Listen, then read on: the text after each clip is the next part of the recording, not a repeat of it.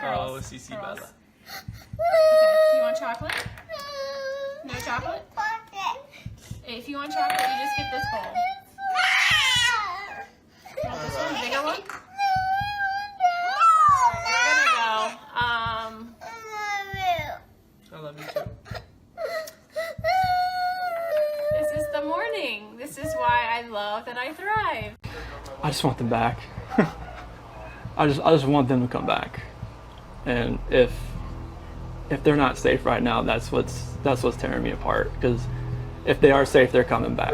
But if they're not, this has got to stop. Like, somebody has to come forward. I don't want to be in it. Get lower.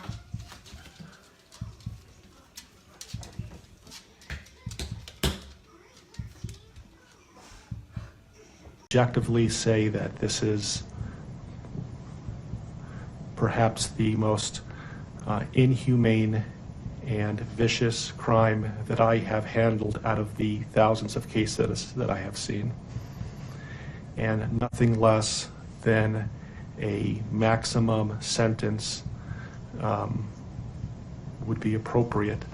And anything less than the maximum sentence would depreciate the seriousness of this offense. Deputies, I would respectfully ask that you take this defendant into custody and have him serve the rest of his life in the Department of Corrections. We are in recess.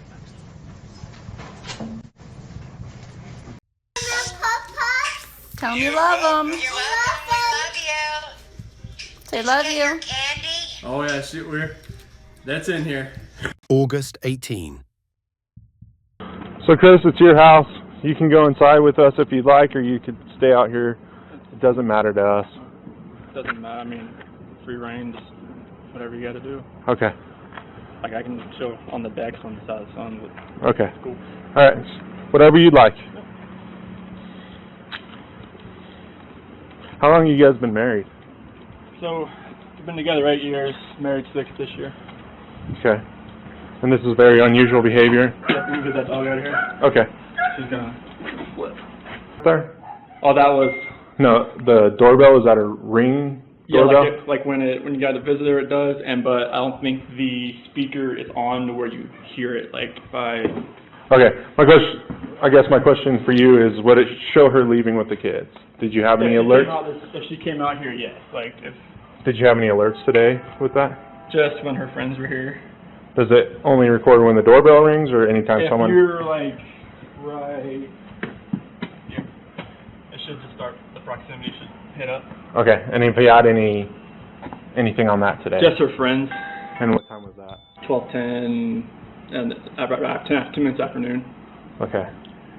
But nothing between the time when she got here this morning? Like she got here at 2. Only thing this morning? 2 o'clock this morning. Okay. Like 1:48 on here. And the only thing that was weird was that the garage door said is left open after I left. And it might have been the sensor, but like my phone doesn't show when For your alarm? Yeah, it doesn't show if it shuts. And who's your alarm through? Vivian. Okay. But Nikki, her friend that came here about 12:10, she said the garage door was shut when she got here. Okay. That was the only thing that was weird. All right. Were you going to hang out there, or you want to come in here? I'll start here. Okay. Thank you for the world thank you for the world so sweet. Thank you for the food we eat. Thank you for the birds that sing. Thank you, God, for everything. Amen. Yeah, Knuckles? If this stillness holds you, a quiet gesture helps sustain these long-form investigations. Taking Mr. a moment Watts, to why like did the you kill video your or wife and 2 subscribe children? allows stories like this to be examined with the time and care they demand, bringing hidden truths into focus, one layer at a time.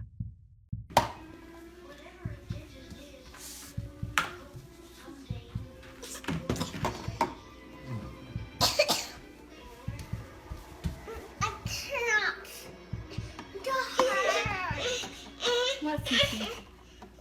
You can hold that.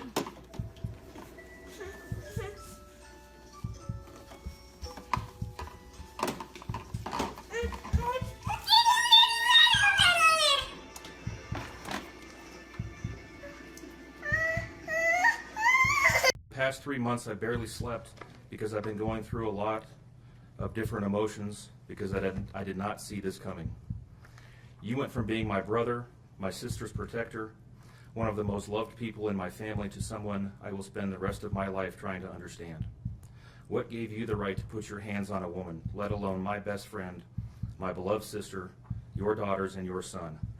Why weren't they enough for you? In the blink of an eye, you took away my whole world, the people that mattered to me the most. Everything in my life I loved, your children. They trusted you. They loved you. They looked up to you because you promised to keep them safe. Instead, you turned on your family. My blood is boiling as I write these last words because they are the last you will ever hear from me. I can't even think of the right words to describe the betrayal and the hate I feel. And to be honest, you aren't even worth the time and effort it takes to put my pen to this paper. There isn't a day that goes by that I don't cry for my family. They were my whole world. All I do is ask myself why. Why would you do this? You don't deserve to be called a man. What kind of person slaughters the people that love them the most? Did you really think you would get away with this? Did you really think that this was your best option, to throw away your family like they were garbage? They deserve better, and you know it. I hope you spend the rest of your life staring at the ceiling every night, being haunted by what you've done. None of us deserved this. Hearing my mother and father cry themselves to sleep in this hotel room causes me anguish that is beyond words. I can't describe how this feels, how badly my heart is breaking for my poor parents. We trusted you. You have taken away my family from this earth, but you can never take them from my heart. You took away my privilege of being an uncle to the most precious little girls I've ever known. I will never hear the words Uncle Frankie again, but you will never be called Dad again either. You'll never be able to put your hands on another woman, let alone my best friend, my beloved sister, and your son. I just can't comprehend how they weren't enough for you. Shanann, Bella, and Cece loved you more than anyone. You were their hero. How could you destroy the people who loved them the most? I pray that you never have a moment's peace or a good night's rest in the cage you'll spend every day of your life in. A cage you are privileged to live in because my family isn't evil like you. We begged the district attorney to spare your life because despite everything, we believe that no one has the right to take the life of another, even someone like you. I feel sorry for your family. I know the pain that they must feel knowing that they can't hug you, because that's how my mother, father, and I feel every time we cry for our family. Nothing hurts more than watching or hearing my family weep for their loved ones. I just wish that I could tell that you would tell the truth, but I know that that is asking for more than you are capable of. I stayed up all night writing this statement. I don't sleep because of you. My life will never be the same because of you, but at least my conscience is clear. I get to live free, but I can't say the same for you. I haven't slept in 2 days because I've been anxiously waiting for this moment, the moment I get to tell you how I feel, how this has affected my family and I. My family and I can finally grieve after today. If anything, we will come out of this stronger today than we were before, and we will continue to pray for your family. Sincerely, Frankie Rusick. Thank you, Mr. Rusick.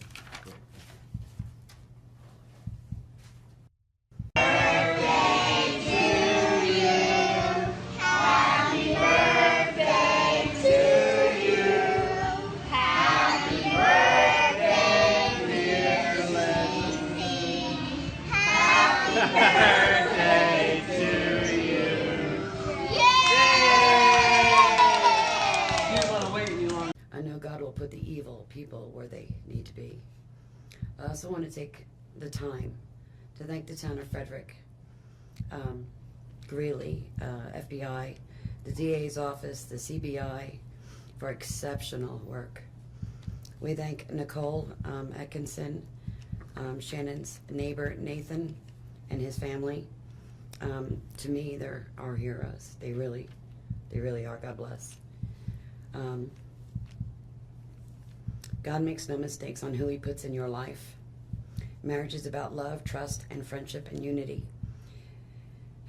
We marry for sickness and health, to death do us part.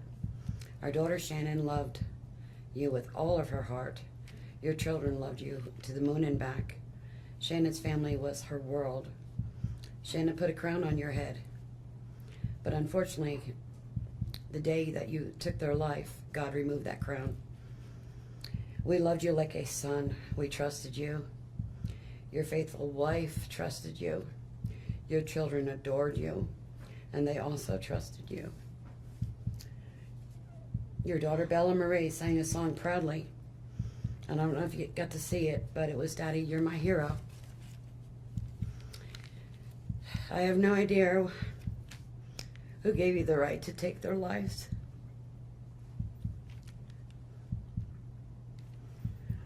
But I know God and his mighty angels were there at that moment to bring them home to paradise. God gives us free will. So not only did you take the family of four, your family of four, you took your own life. I want the world to know that our daughter and her children were so loved by us. There will always be protected by God and his mighty angels. I didn't want death for you because that's not my right. Your life is between you and God now, and I pray that he has mercy for you. From Shannon's mother, Bella Marie, Celeste Catherine, and Nico Lee's Nana. Thank you, Your Honor. I don't want them to really go in the ocean. I mean, Ready, set? Go. Ready, set? The pool opens in 2 weeks too. what's the degrees today? 85 last I checked. 120. Wow. No, Cece. Yeah.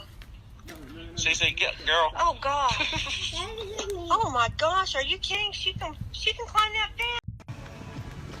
Hey guys, good morning, or I know for Colorado people it's good morning, good afternoon for everybody else.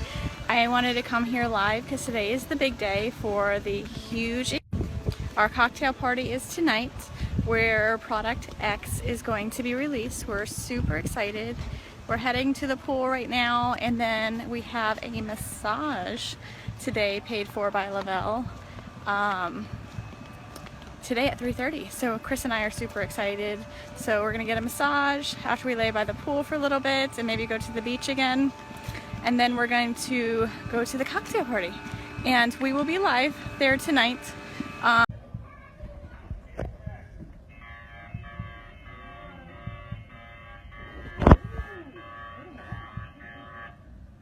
Can't run.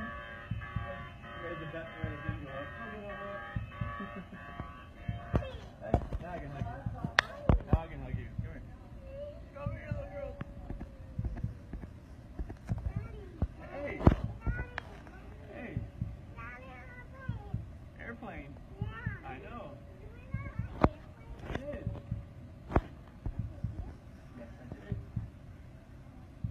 Position of trust with respect to the victim in violation of Colorado Revised Statutes 18-3-102, subsection 1, subsection F. Do you understand? Yes, sir. Count 5 alleges murder in the first degree, a class 1 felony. It alleges that between and including August 12th, 2018 and August 13th, 2018, Christopher Lee Watts unlawfully, feloniously, and knowingly caused the death of Celeste Watts, a child who had not yet attained 12 years of age, and the defendant was in a position of trust with respect to the victim in violation of Colorado Revised Statutes 18-3-102, subsection 1, subsection F. Do you understand? Yes, sir. With regard to these first 5 counts, the minimum sentence that the court could impose if convicted is life imprisonment in the Colorado Department of Corrections, and the maximum death, the sentence is death. Do you understand? Yes, sir. Let me also point out that pursuant to Rule 32.1 of the Rules of Criminal Procedure. Hey, guess what, girls? Mommy has a baby in her belly. Are you guys excited? Yes? Are you really excited? Oh my goodness. Come give me hugs. Oh. I love you, girls. I got the baby a hug. You want to give the baby a hug? I love you, Bella. You're so sweet. Give me a kiss. Mommy. Mommy. Yes, baby. No candy, Mama. I don't have candy. No, Bella. Bella, you can't play with Mommy's lotion. So this is addiction palette number 5. She keeps stealing my makeup. I'm telling you, this is why I lose makeup. She just grabbed my lipstick. I'm wearing my LuLaRoe today. Sorry guys, I'm dropping everything because of this child of mine. Hence why I lose makeup, you guys. Bella seriously destroys my girls steal my makeup, and Bella particularly. Bella steals them and breaks them, as you saw her do in action today. But here's my Christmas leggings. Can you see them? I haven't been able to get a picture of them yet because Bella doesn't take good full shot pictures yet. Grinch over here. Bella. We have the Grinch over here. We have the Grinch. We have the Grinch here. Cece, play patty cake on Daddy's head. Yeah, she's gripping it right now. Cece, play patty cake on Daddy's head. Go whack a daddy. Don't do that, Cece. Don't do it. Sounds kind of hollow. Whack a daddy. Don't spit. Don't spit on Daddy, please. Oh, that's a shower.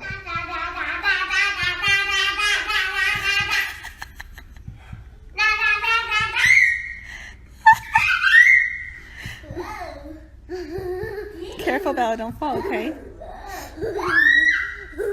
Whack a daddy. Whack a daddy. One more time, Daddy. Whack a daddy. Whack.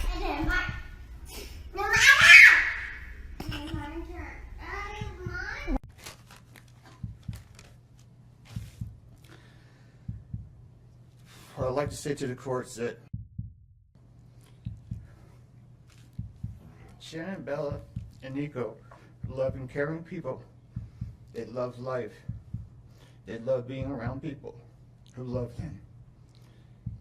They always had good times. This is the first time they went to the beach this year, and they loved it. But God only knows what happened that night. Life will never be the same without Shannon, Bella, and Celeste and Nico. Had all their lives to live. They were taken by a heartless one. This is the heartless one, the evil monster, who dare you take the lives of my daughter Shannon, Bella, Celeste, and Nico. I trusted you to take care of them, not kill them. And they also trusted you. The heartless monster, and then you take them out like trash. You disgust me. They were loving and caring people. You may have taken their bodies from me, but you will never take the love they had for me. They loved us more than you will ever know, because you don't know what love is. Because if you did, you would not have killed them. You monster, thought you would get away with this. I don't know how. The cameras do not lie. You carry them out like trash of the house. Yes, I seen the videotape. You buried my daughter Shannon and Nico in a shallow grave, and then you put Bella and Celeste in huge containers of crude oil. You heartless monster. You have to live with this vision every day of your life, and I hope you see that every time you close your eyes at night. Oh, I forgot. You have no heart or feelings or love. Let me tell you something. I will think of them every day of my life, and I love them every day of my life. Prison is too good for you. This is hard to say, but may God have mercy on your soul. I hope you enjoy your new life. It's nothing like the one you had out here. May the courts have no mercy on you. It's hard every day. It hurts in so many ways.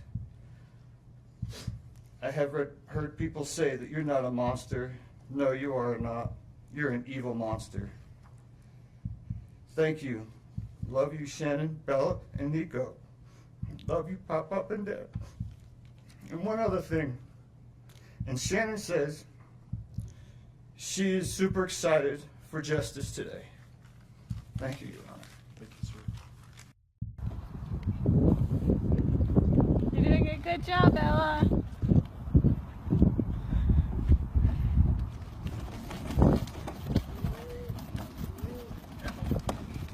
Careful. Hello. Hey, wait, we gotta stop. We're gonna stop before we go across the road. Look both Remember? ways. Look both ways. Your hair came out. Yeah, she pulled them out. Pulled him out. Hey, no cars coming. Hi, Cece. Careful. Careful, boo. Careful, sweetheart. This is how she does it. Cece, you having fun? Yeah, watch the hill, Bella. Get up this way. Oh. That's all you do. You're ready. Alright. No running up the hill, remember, you're good.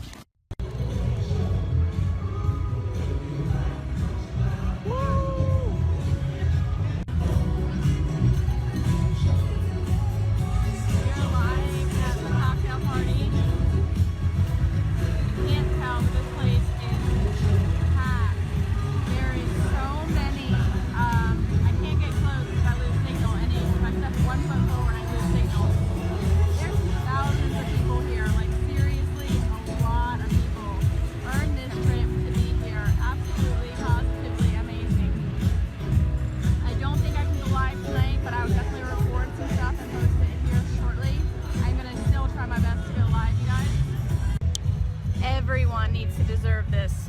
Everyone. Absolutely everyone. Tell them how much fun it is. It's amazing. This place is nuts. It is phenomenal. We're gonna go have some fun.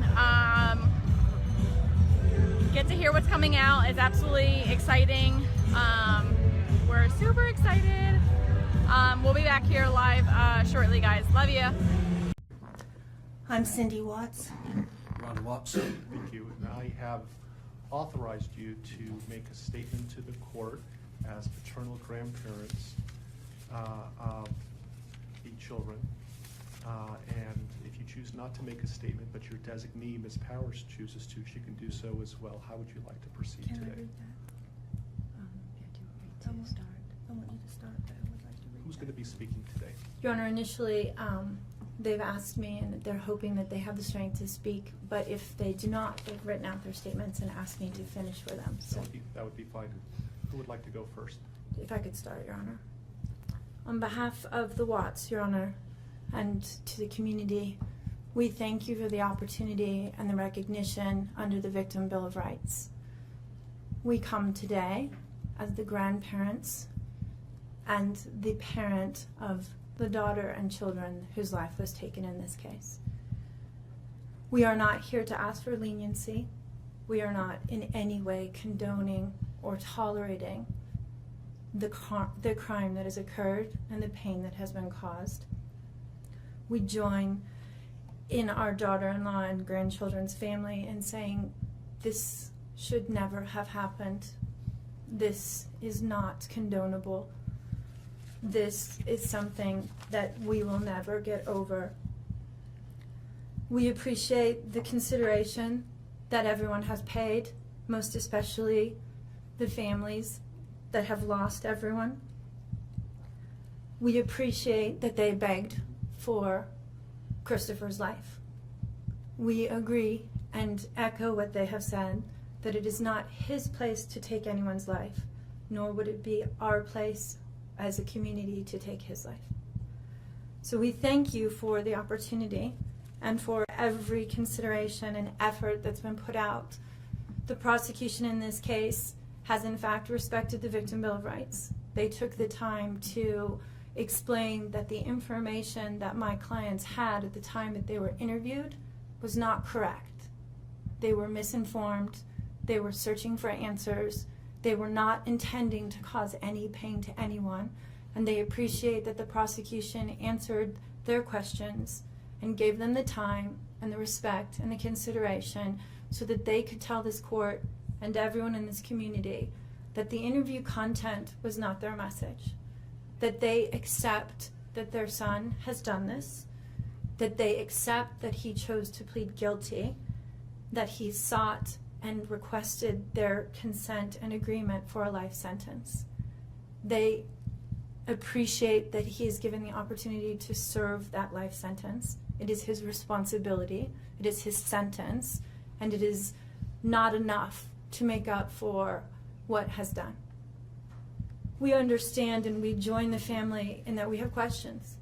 We don't know how such a thing could possibly happen, or that a man that was responsible for raising his children and protecting his wife would take the steps that he did, and that he would disregard their bodies and the love that he had for them and they had for him and everyone else, and take the gestures and put this community through the investigation and the discovery and the responsibility of bringing justice.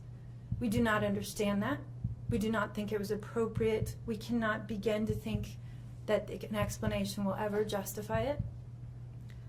My clients indicate that they understand that a full opportunity for a confession with all of the responsibility and accountability has not occurred. And they support the family and the request that that happen, if not today, at an appropriate time, in an appropriate manner, so that everyone can have peace, to understand to the best of their ability the details that they need and to have their questions answered. And by giving this opportunity of a life sentence, we hope that he embraces that moment. That had the death penalty been pursued, there would not have been an opportunity to be accountable and to give a full confession. And had the death penalty been sought, counsel would have fought for his life, the prosecutors would have been engaged in a multiple-year battle, the families would have been torn apart, this community would have had to subsidize it and endure it, and we have so much respect and gratefulness that that did not happen. We would strongly encourage Christopher Watts to give that full confession in the tone and in the timing that he thinks is appropriate with the guidance of his counsel. We feel that it would be appropriate and helpful to ease the pain and the suffering. But we also say we don't think that there's anything that he can say that will ever account for his behavior. There's nothing that can be done to cure the harm he has caused. And he has the responsibility to serve his sentence with dignity and with regard for everyone, and to spend every breath that he has left in an atonement for what he has done. Do you want to read it? If I could just have you state your name for the record. Cindy Watts. Thank you. My name is Cindy Watts. I am the grandmother of two beautiful granddaughters, Bella Marie, Celeste Catherine Watts. I am also the mother of Christopher Watts, who I will be directing most of my statement to. First, I'd like to begin by recognizing the absolute horror of this crime and acknowledging the devastating loss that both the Rusek family as well as our family have faced. Our families have been irreparably broken by the needless deaths of Shanann, Bella, Cece, and Nico. This is something we will never get over. We will always mourn the loss of our family, and in that we are united in our grief. I am still struggling to understand how and why this tragedy occurred. I may never be able to understand and accept it, but I pray for peace and healing for all of us. Now to my son Christopher. I have known you since the day you were born into this world. I have watched you grow from a quiet and sweet, curious child who Bella reminded me so much of, to a young man who worked hard in sports and later mechanics to achieve your goals. You are a good friend, brother, father, and son. We have loved you from the beginning, and we still love you now. This might be hard for some to understand, how I can sit here under these circumstances and tell you, although we are heartbroken, although we can't imagine what could have led us to this day, but we love you. Maybe you can't believe it either. As the Lord said in Jeremiah 3:31, I have loved you with an everlasting love. Therefore, I have continued my faithfulness to you. And you, as your mother, Chris, I have always loved you, and I still do. I hate what has happened. Your father and sister and I are struggling to understand why. But we will remain faithful as your family, just as God remains faithful because of his unconditional love for us all. We love you, and we forgive you, son.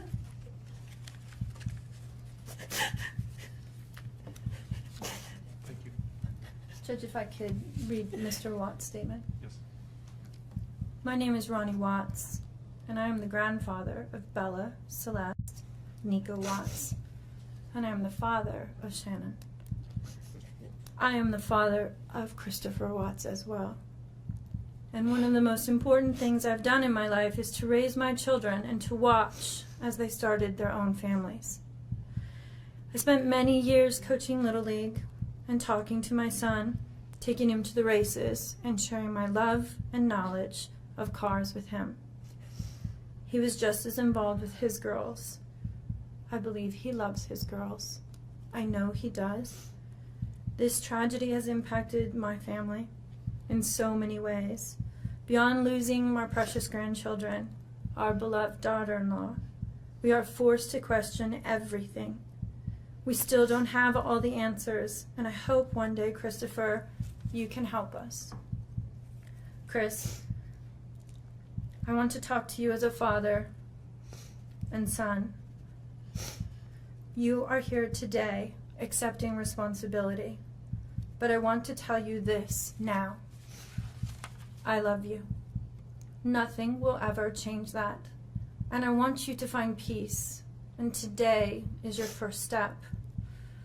The Bible says if we confess our sins, God is faithful and just and will forgive us. Chris, I forgive you, and your sister forgives you, and we will never abandon you, and we love you. Dad. Judge, thank you for the opportunity to address the court. Just wait. Hi guys, say What's hi, going Bella. We gotta get you dressed, kid. I Look know, what Bella's right? eating. Bella's eating some of the ingredients. She got a nice little bowl of chocolate chips. Look at that. What is that, Bella? Can you show them? What is it? Is it chocolate? Is it chocolate? It's chocolate little mini morsels, right? Yeah, good job. So she's been eating my peanut butter and the chocolate morsels so far today. So we're gonna let a few more people hop on, and then we're gonna get cooking here, and we'll explain to you what we're cooking up over here. So Yeah, welcome to the 12 days of Christmas, Lavelle Day, and even though I like to claim that I could probably cook, I can't at all. So I'm gonna let my wife do all the cooking. She's gonna make up some Thrive Bites for us. and I'm gonna go wash my hands real fast. Uh-oh. She's gonna leave me here alone. Oh, we got some people joining. Bella, look. Got people looking at us. Say hi. Wife's gonna be making up some Thrive Bites here in a second, so make sure you hop on and join us for the 12 days of Christmas. Bella's got some chocolate chips. I need a Lavelle apron. They All right, guys. Hey, Michelle. Hey, Amanda. Bella's showing you what she's eating. She's eating the ingredients. She's been eating the ingredients since I've been getting them prepared, so. So we're gonna make Thrive Bites today. Chris didn't want to go on live doing it because he didn't want to mess anything up. Not that you can mess anything up with Thrive Bites. It's so simple. Except for today, we're gonna double the recipe because we love the Thrive Bites. When you are craving something to eat, or junk food or whatever, you just pop a Thrive Bite and it fills you up, and it's really delicious. Thrive Bites, right? Good job, Bella. My little helper right here. Thrive Bites. So today, I will post in the feed the Thrive Bites. Bella, shh. Will you turn it down for me, please? So I'm going to post in the thread here today on how to make Thrive Bites and the recipe. So basically it calls for 1 packet of your lifestyle mix. Now you can use any flavor. I'm gonna use vanilla here today. And hold on, honey. It calls for a cup of oats, a half a cup of peanut butter. Hi, Bonnie. Hey, Corey. Look at Bella. A half a cup of mini morsels. Now, I'm doubling the recipe, but still want to keep the calories down, so I'm only going to still do a half a cup of mini morsels.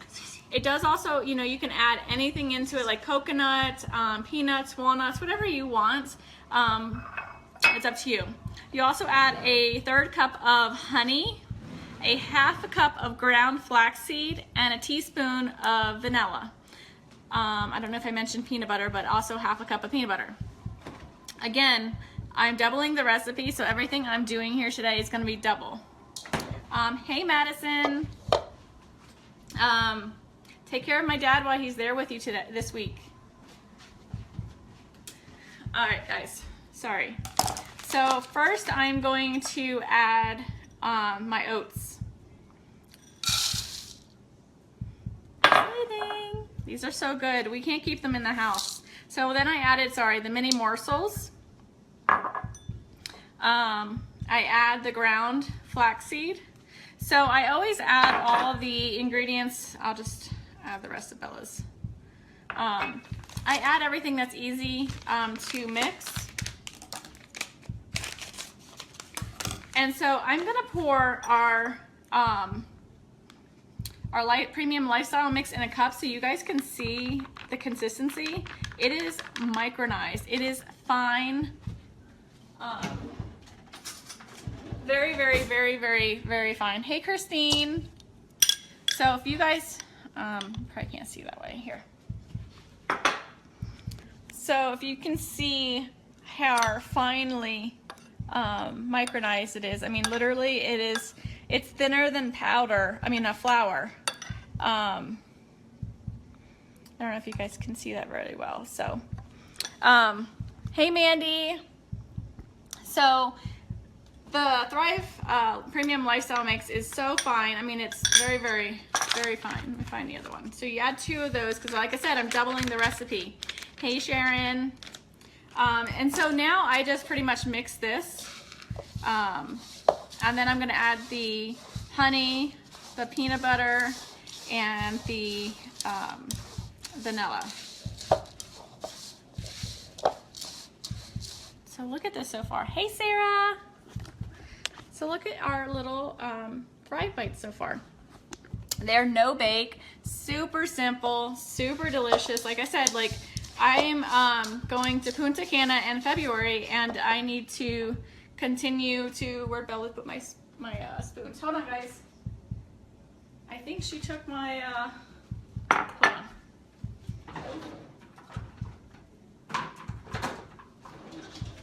All right, I got 2 more. So if you're like me, yes, Michelle, they're super delicious. So now I'm gonna add the honey. So I'm going to Punta Cana in February, and as much as I want to get into the gym, and I'm working on trying to find the time between work, you know, being a stay-at-home mom with the 2 girls, life and everything, it's really hard to get into. I just added the vanilla, sorry. It's really hard to get myself into the gym as much as I really want to. I've been doing some kind of mini workouts at the house, like squatting and things like that, but it's hard for me to get to the gym. And being a stay-at-home mom during the day and working overnight shifts, you tend to snack a lot because you're always around food, and you know, whatever happens, you know, the kids are eating snacks, you jump on snacks. So this is my way of making my own snack, that instead of me grabbing a fruit roll-up or a bag of chips or any of that stuff, I just grab one of these, and I've made my own for the kids too. So they have their own little protein bites Bella loves. So now that all my ingredients are in here, I'm just going to mix it up really good. And as you guys know, messing with peanut butter, it's fun. So, sorry, I don't like a mess when I'm cooking. Not that I'm cooking. I know, Bonnie. So Bella does squats with me at the house because, you know, we all gotta work up the backside, right? So I am doing squats at the house, and it's super funny because she tries to do them with me. And so here comes Cece, the sumo wrestler, doing squats in my living room because she literally looks like a sumo wrestler when she's doing them. Yeah, Mandy, so that is my favorite side effect. And you know, the thing is, it's not a weight loss company. And as you know, I use you as an example because you are super skinny when you started Thriving. And so like, it's not a weight loss company, but you know what, with anything you can do, you can manage your weight, you know, with just the small things that you do with cutting out junk food. Like that's what has happened with me when I started the Thrive experience, is I no longer crave a lot of the junk foods as I used to crave.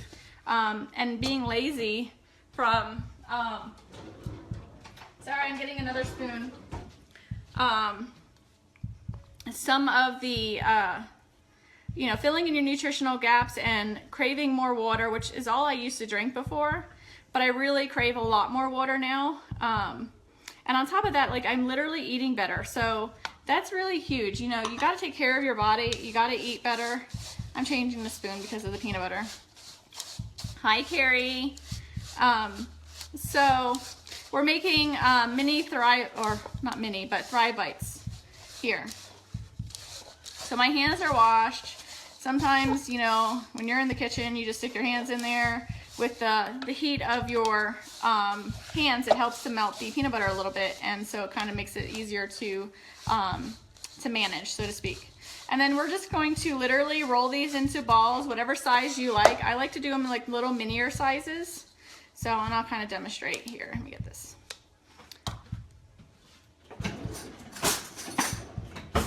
So, get your hands dirty. I take about a teaspoon size. You can see that. And, you know, just pinch it into a ball. And so that's how big I make mine. They're probably a size of a quarter in round. Carrie, they're super delicious and very healthy for you too, except for the fact that they have little mini morsels in them, but I cut the recipe in half when it comes to the mini morsels. And then you can be creative. You can use the strawberry shake with it. You can use the apple pie and create it into like an apple pie little treat. I love the peanut butter because everyone in this house loves peanut butter and I can never keep it on hand. So it's been really good. Like I said, the girls love them. I don't use the Thrive Lifestyle mix for the girls, but I make them their own little mini bites, so they feel like they're getting a treat with us too. Yes, Mandy. So these are so, like, honestly, they're really good too. But yeah, and you can do whatever you want with them. You can add anything. I'm not a coconut person, so I don't add coconut to mine, but you can add chunky peanut butter. You can add anything, you know, that you want. Stick them in the fridge, let them chill, and then put them in a little container, and then you're good to go. Grab and go. How many spoons are you required? Listen. I use like one sometimes, but like it's sticky, and you know, usually I just use my hands a lot. Of course they're clean, but you know, I'm trying to be, you know, proper, like professional TV cook, you know. I don't qualify though. So, give me 1 second. They're really good. You guys really have to try them. I will post them in the thread here. I am down 28 pounds since I started the Thrive experience, and going to Punta Cana in February, I'd like to be down another, you know, a good 5 to 10 pounds. And so this is a really good way for me to do that. And I'm going to show you kind of what they look like. I'm sure some of you have made some protein bites before. So it's super simple, you guys. Have fun with it. Bella was helping me out, but Chris took her away so she wouldn't talk on the video. Incorporate your kids, like make something for them. Like, and this is super fun. Bella likes to roll these with me, and she does a really good job with it. And it's interaction with your children too at the same time. So that's pretty much it. I'm going to finish making these, and then I'll come back on later and show you what they look like when they're all done, even though they look the same, just a little firmer. So you guys have a great day, and I'll post the ingredients so Michelle, you can go ahead and continue shopping when you're at Walmart today. All right, guys, have a great day. These are great when you have an afternoon slump of work. Yes, so good. And you know, honestly, like I eat them throughout the day, and they're really good snacks for when I work overnights, because when I work overnights, I tend to snack on a bunch of junk food, like things that aren't good for you.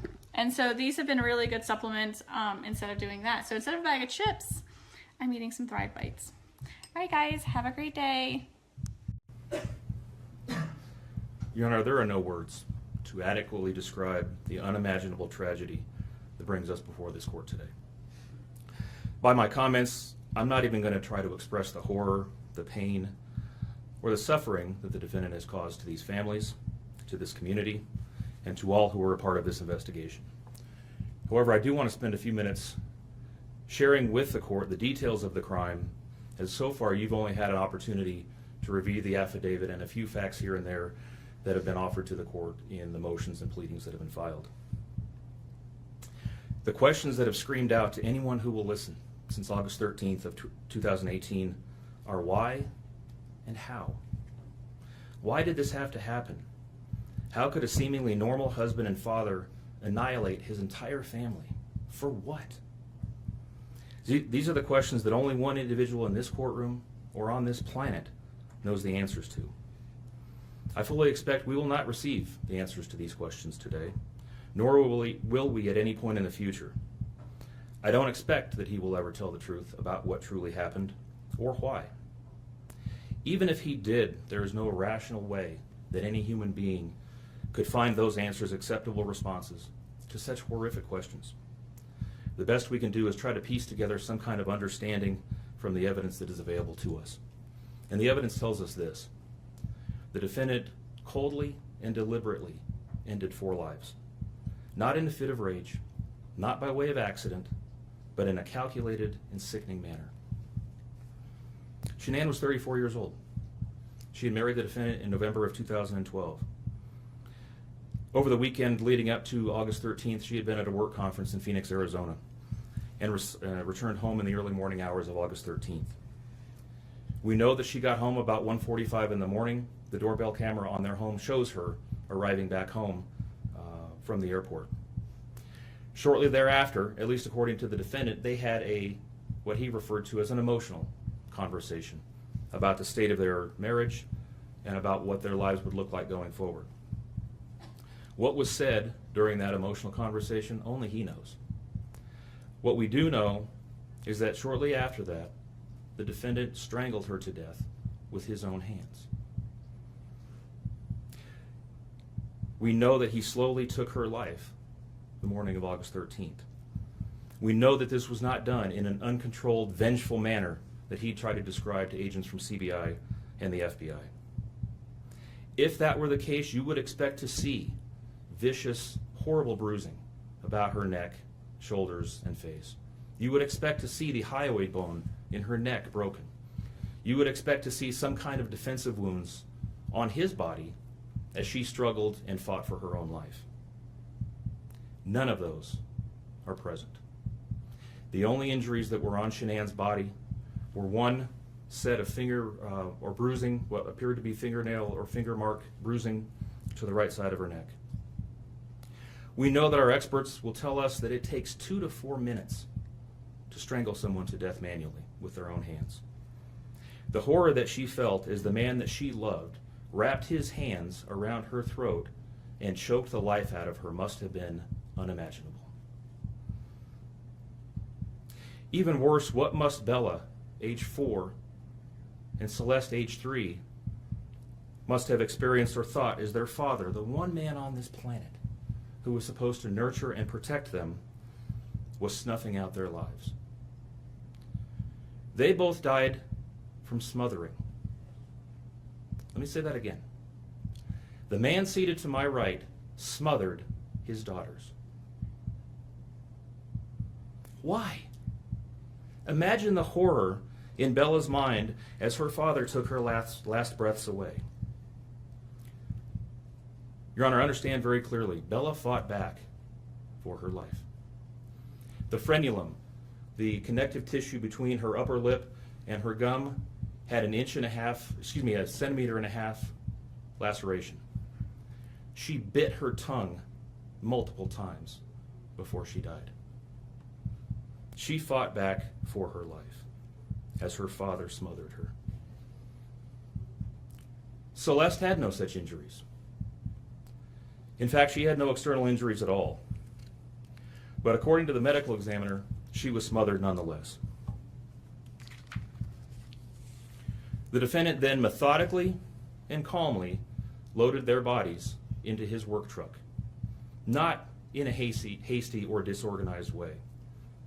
He was seen from the neighbor's doorbell camera backing his truck into the driveway, going back and forth into the house and back out to the truck 3 different times, 1 time for each of their bodies.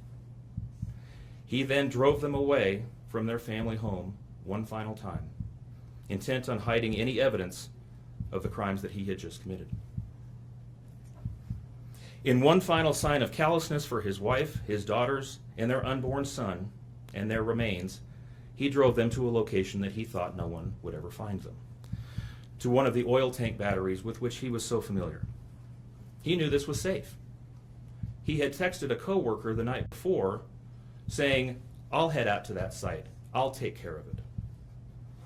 He had carefully ensured that he would be alone in the middle of the plains to secrete away the remains of his family in a place that he hoped they would never be found. In one final measure of disrespect for the family he once had, he ensured that they would not be together, even in death, or so he thought. He disposed of them in different locations. He buried Shanann and Nico in a shallow grave away from the oil tanks. Bella and Celeste were thrown away in the oil tanks at this facility. Different tanks, so these little girls wouldn't be together in death. Imagine this, Your Honor. This defendant took those little girls and put them through a hatch at the top of an oil tank, 8 inches in diameter. Bella had scratches on her left buttocks from being shoved through this hole. A tuft of blonde hair was found on the edge of one of these hatches. The defendant told investigators that Bella's tank seemed emptier than CC's because of the sound that the splashes made. These were his daughters. Significantly, when his coworkers arrived at the tank battery later that morning, to a person, they all described him as acting completely normally. It was a normal workday, even while his daughters sank in the oil and water not far away from him. And then his efforts at deception truly began. We've all seen the emotionless interviews that the defendant gives to the local media, asking for help in locating his family. We watched as he claimed that the house was empty without them, and that he hoped that they were somewhere safe, and that he just wanted them to come home.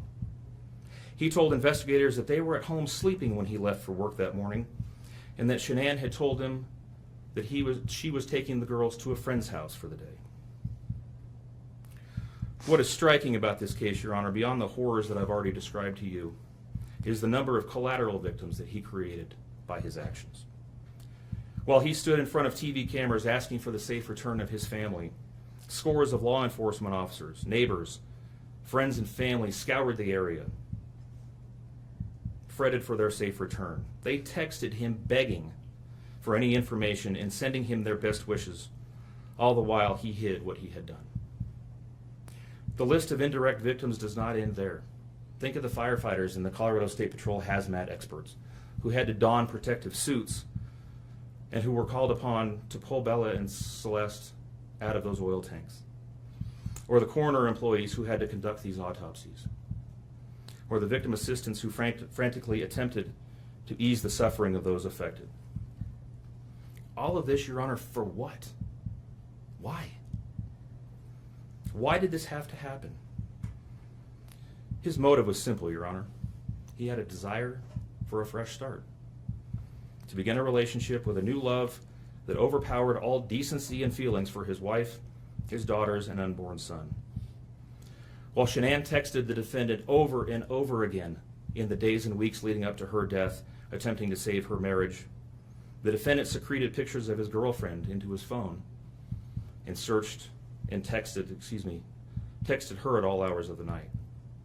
While Shanann sent the defendant self-help and relationship counseling books, one of which, ironically enough, was thrown in the garbage, he was searching the internet for secluded vacation spots to take his new love in researching jewelry. And while Shanann took the girls to visit family in North Carolina, the defendant went to car museums and the sand dunes with his new girlfriend. The stark contrast between the subjects of their internet and text content is absolutely stunning. Even the morning after he killed them and disposed of their bodies, he made several phone calls. One was to the school where the girls were supposed to start, telling the school that the girls would not be coming to school anymore, that they were being unenrolled, presumably to give him some more time before law enforcement notification about them going missing. He contacted a realtor to start discussing the selling of his house, and he texted with his girlfriend about their future. None of this answers the questions of why, however. If he was this happy and wanted a new start, get a divorce. You don't annihilate your family and throw them away like garbage. Why did Nico, Celeste, Bella, and Shanann have to lose their lives in order for him to get what he wanted? Your Honor, justice demands the maximum sentence under the agreement reached by the parties. As you will recall, the agreement calls for life sentences as to Shanann, Bella, and Celeste, and all of those to run consecutively to one another. It also calls for the count of unlawful termination of a pregnancy as to Nico to run consecutively to counts 1, 2, and 3. I would suggest that the extreme aggravation present in the defendant's conduct and in the efforts that I have described mandate that the sentences for counts 7, 8, and 9, the tampering with a deceased human body, each be the maximum of 12 years, and that those sentences run consecutively to one another. It is very clear that each of these acts, that these were not the subject of one act, but each oil tank that he walked up with his daughter's bodies and the hole that he dug for his wife and unborn son mandate a mandatory consecutive sentence. It's been alluded to this morning, but the defendant was certainly eligible for the death penalty in this case under the existing law in the state of Colorado. As you heard, Shanann's family strongly opposed my office seeking the death penalty and being bound to the criminal justice system for the next several decades. That's in large part, as you've heard, why we have reached the agreement that we have. 4 lives were lost at the hands of the defendant on August 13th for reasons that we will never fully understand, nor will we know. In the end, the Rusick family was much more merciful towards him than he was towards his wife, his daughters, and his unborn son. Prison for the remainder of his life is exactly where he belongs for murdering his entire family. Thank you. Hey everybody! So I'm home with the family, and they're excited to try the new Pro Bars, and they came in, I think, yesterday. So we have cookies and cream, and we have lemon meringue. Who wants Pro Bars? Me. I do. All right, so do you guys want lemon meringue first, or do you want cookies and cream? Cookies. Cookies? I want that. You want the lemon meringue?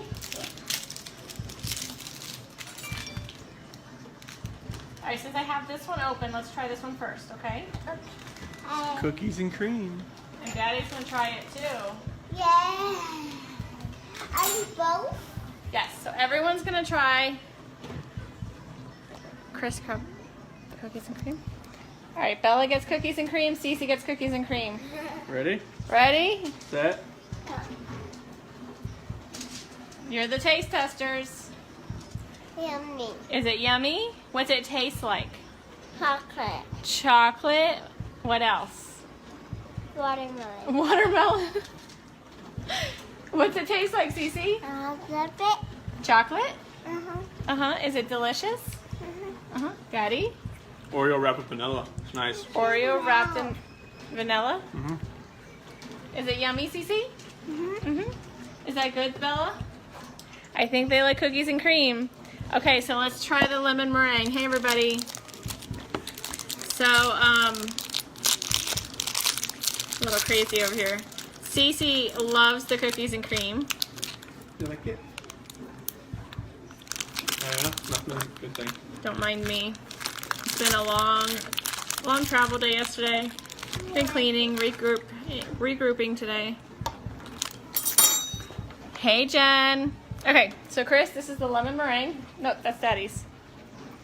Here's yours. Wait, don't take. Wait. Here, Bella. Okay, this one's lemon meringue. It's like the pie, but better because I don't like the pie. Ready, set, go. Ready? Hey, Jessica. That's so good. How's that taste, Cece?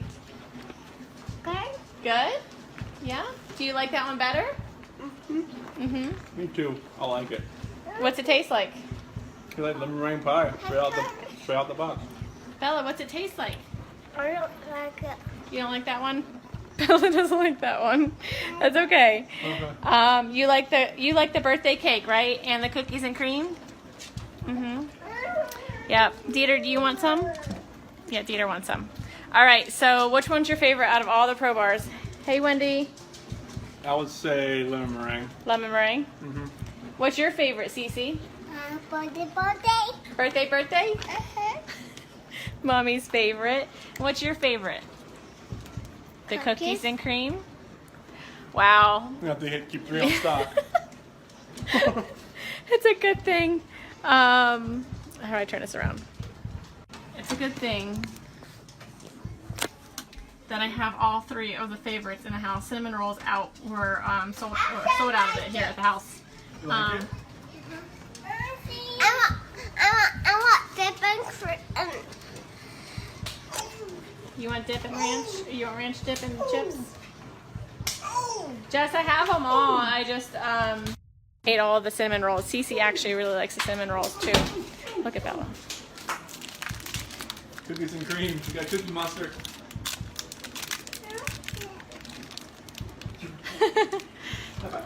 I'm guessing you like it, kiddo. You like it? You want the lemon meringue, Cece? No, she didn't like that one. Daddy will finish it. Yep. All right, you guys. So that's our family. Making sure I didn't miss anything. Hey, everybody.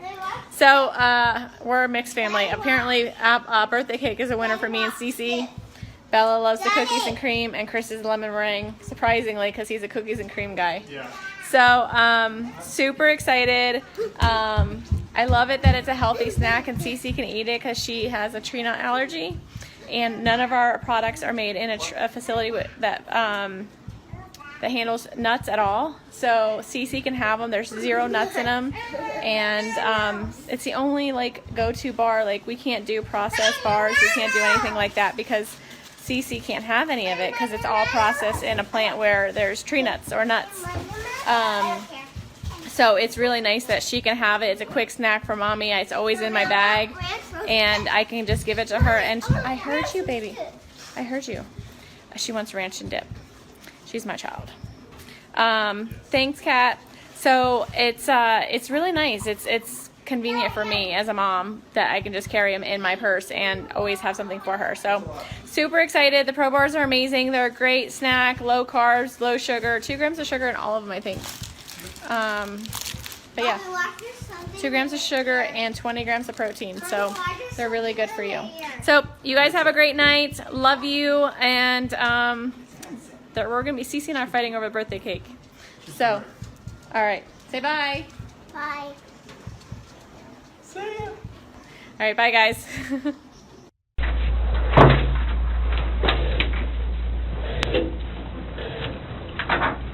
So I brought Graham in here because we want to talk to you about the results, okay? Sure.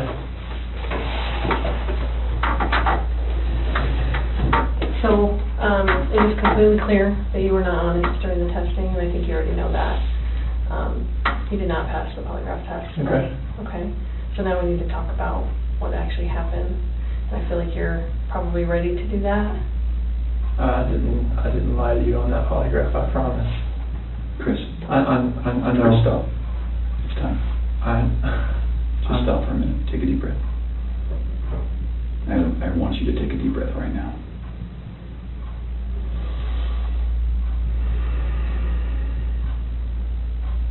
There's a reason you feel sick to your stomach.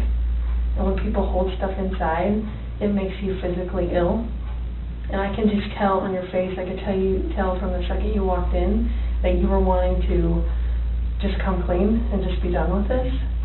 And I appreciate that because you knew sitting down in that chair that you weren't going to pass today, and you knew I was going to find out because I told you that. And then you continued to stay knowing that you could, at the end, say, you know what, I just need to get this off my chest. Like, I just need to tell you what happened. We're not here to play games. We're not here to do any of that with you. We just want to know what happened. So can you start from the beginning and tell us what happened? Everything that I've told you, I did not lie on this polygraph. I don't know how much I could tell you right now. Like, I did not. It's not even an option right now because you did not pass the polygraph. So I know you were being deceptive. So that's not even an issue right now. The issue right now is what happened to Shanann, Bella, and Celeste. That's the issue right now. Okay. Okay. So let's talk about that. I know you want to tell us. I can see it in your face. Holding this lie in is going to do nothing for you. I know this. Like, okay. I'm not like trying to like cover things up. Like, yeah, but you kind of are because it's normal. Normal people would do that. Normal people that make a mistake initially are going to go, I don't know what you're talking about. I didn't do anything. That's normal. I would expect that. It's just like if you ask your kid, you know, did you write on the wall? And they go, no. And you're like, you have a marker on your hand. Like, I know you just wrote on the wall. And they're like, oh, okay. That's a natural reaction that someone's going to initially lie about something like that and then eventually tell the truth. So this is your eventually telling the truth time. This is where the rubber meets the road, Chris. Like, don't let this continue any longer, please. I'm not trying to make anything continue. Like, I want them back home, like... But you know they're not coming back home. You know that. I don't know in the back of my head. I hope they come back home. But you know they're not. I hope they come back home. Mm-hmm. And I don't know they're not coming back home. Chris, Tammy and I are confused, okay? And here's what we're confused about. I told you that we've done some work overnight. Yeah. I told you that we've got a lot of leads, okay? That wasn't a lie. I know. We know a lot more than you think we do, okay? And here's where we're confused. You're this great guy, and I'm not just telling you that, okay? I'm telling you that because everyone tells us that, okay? We can't find anyone to say anything bad about you. Chris is a great guy. He's a good father. He's a good man. We're confused as to why you're not taking care of your beautiful children. I'm not taking care of them right now? Right now. Where are they? I don't know where they're at.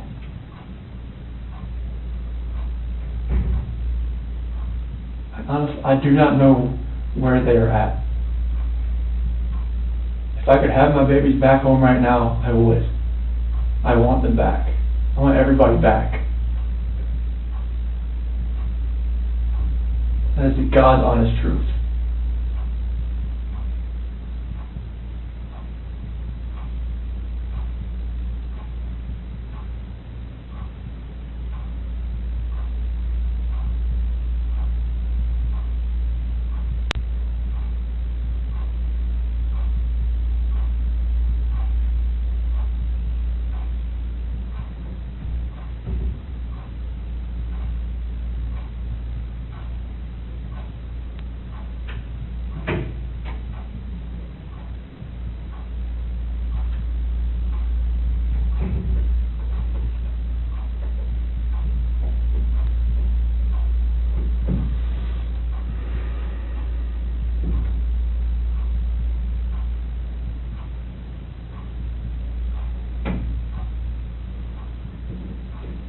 So let's keep talking about your family, okay?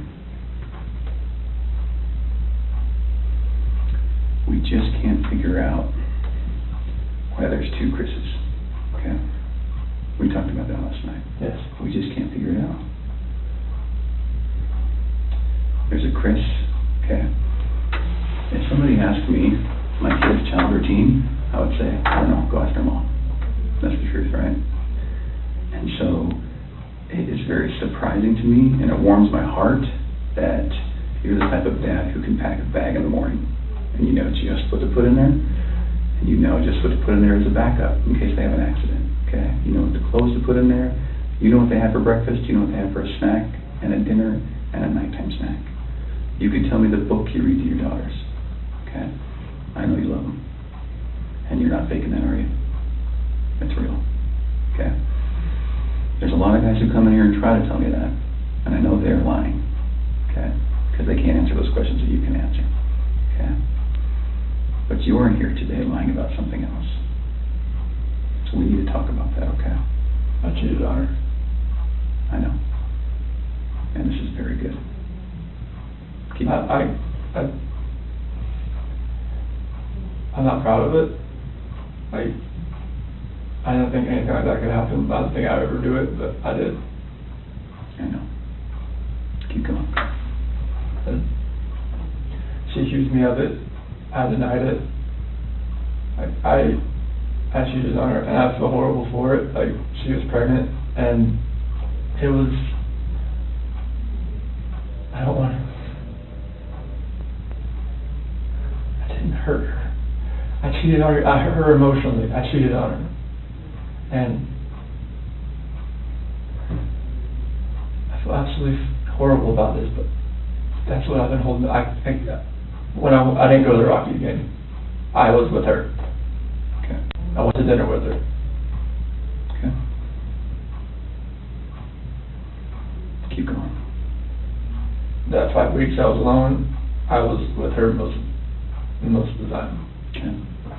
You're doing a good job. This is the Chris that I knew would come out today. This is the Chris who tells the truth, because you're a truth teller. When I tell you I fell out of love, it's because I fell in love with her. Absolutely. Okay. I mean, that's God's honest truth. Okay. Who is her? So I don't want to get her involved in this. I don't want to ruin her life. Like, if something like this, I don't want her involved in this. Okay. So can we talk about that a little bit? Yes. I knew that you would say you didn't want to get her involved. Because you'd like to take care of people. She's a wonderful person. Like, I mean, she knew I was married, yes.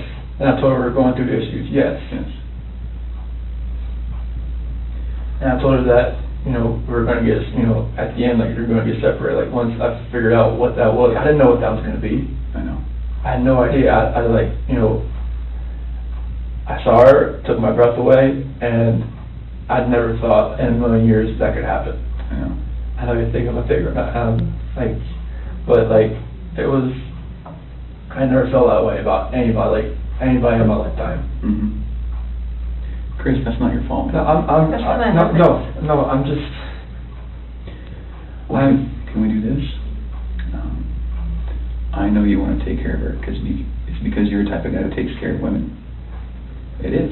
You took care of your wife. You took care of your daughters. You were very good at taking care, and you want to take care of her. So can we make a deal?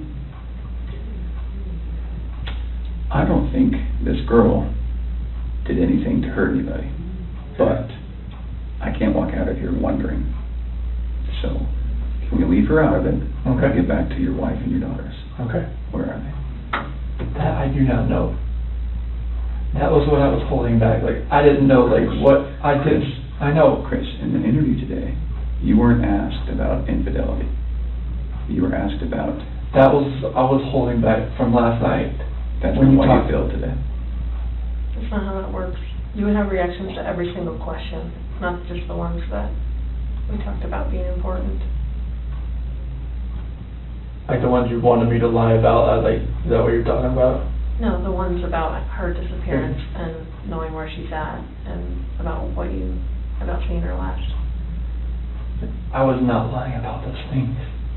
So can I tell you what I think? Yes. Okay. So, going into that interview today with Tammy, where we strapped you in, we knew all about Nikki. Okay? All about her. And you're doing a very good job right now, because you didn't have to tell us about her, but you did. I couldn't hold that in anymore. I know. We could see it in your chest and in your eyes. Okay? Here's the challenge that we have. We knew about Nikki, and so we didn't need to ask you about her in the polygraph. We just didn't need to, because we knew, okay? And so that's why we didn't ask you, because we already knew the answer, okay? We're very, very worried about your daughters and your wife. I am too, okay? So can I tell you, maybe based on the people that I've talked to, and Tammy's talked to, based on all the investigations we've done, based on your cell phone, both your cell phones, your wife's cell phone, Nikki's cell phone, okay? Based on talking with family members and friends, and based on talking with everyone, here's what we know, okay? And I'm not going to lie to you right now. Here's what we know, okay? Chris is a good man. Everyone said it, okay? I'm not just telling you that because I, want to blow smoke here. You're a good man, okay?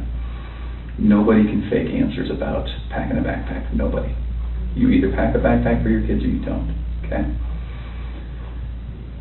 This should have been the happiest time of your marriage, okay? You and Shanann.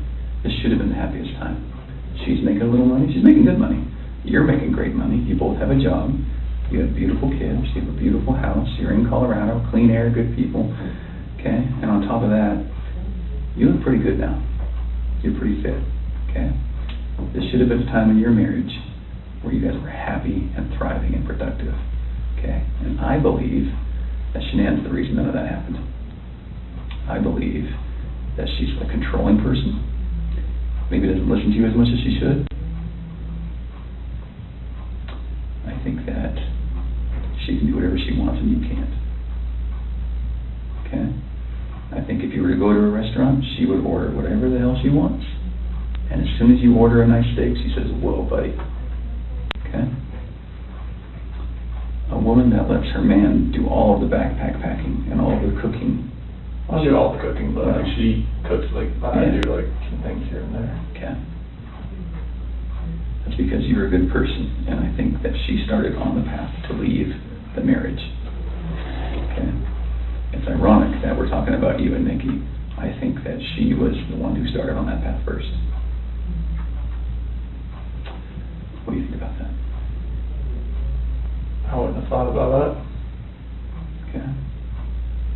And the other thing I think is interesting is, even though she is that type of person that's controlling, doesn't listen, does what she wants, is walking away from her kids, here you are defending her.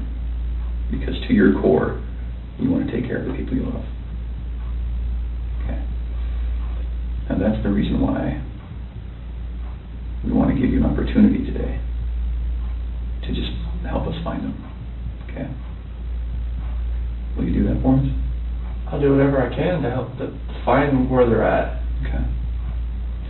So when she asked you, do you know where they are, or are you going to tell the truth about where they are, you failed miserably. Okay. Why? I'm a nervous person. Like every question I asked, every question, it felt like I wouldn't say the right thing. That's not how the polygraph works. I don't know what it reads like. I know she was saying about the autonomy of the process, but I don't know where they're at. Chris, right now your dad's outside. He flew across the country to help you. Okay. You're lying to him.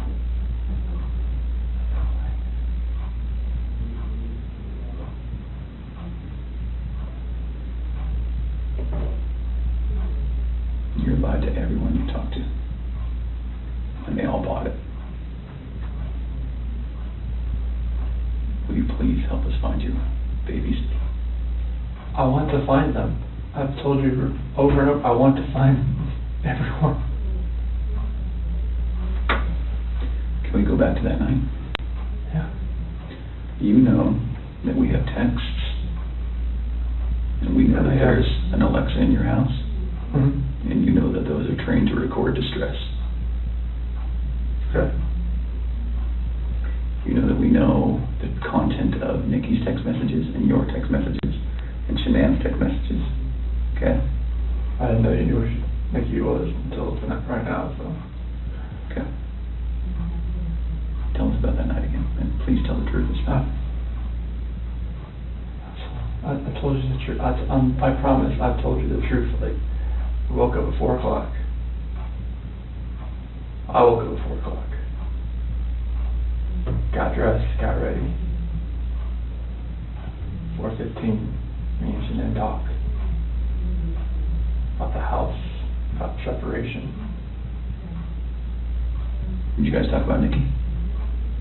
She accused me of like, all right, well, you know, is there somebody else? Sure. I didn't say it. You denied it? Yeah. Okay. Because she brought up like, you know, like, well, was there a $68 charge on dinner the other night? Okay. Was there 2 of you? And that was with 2 of you, wasn't it? Yes. Okay. That's Nikki.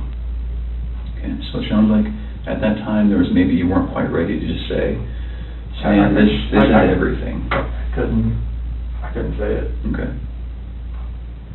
We were already trying hard enough. I couldn't say that. Okay.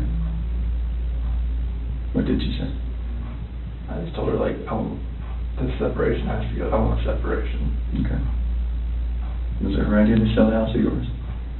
She initiated the realtor the week before in an email. Why? Because we were talking about the marital issues. She's like, well, you can't afford to live on her own. Well, she can't afford to live on her own, and I can't afford to live on my own. So she was like, we need to just contact Ann and see. And who'd you contact? Well, she contacted Ann, our realtor. Ann? Yeah. Okay. Would Ann say the same thing, that your wife initiated the contact? Yeah. Okay. She would. And then on Monday, I texted her to see if what she could do. Okay. And that's in there too. You probably already knew that. Tell me about the pregnancy. Was that your idea or hers? She said she was about 80-20. Well, when we did the pros and cons of it, like after she got pregnant, she told everybody that it was mainly my idea. Is that true? Yeah, I mean, I wanted a boy. Did you want to get pregnant? Hmm? Okay. And then after the fact, she said it was mainly me that wanted it, and she was about, you know, she was 70-30 against it at that point. Like, she would tell her friends that. Yeah. And I was just like, what, 70-30 against it? Like, why? Okay.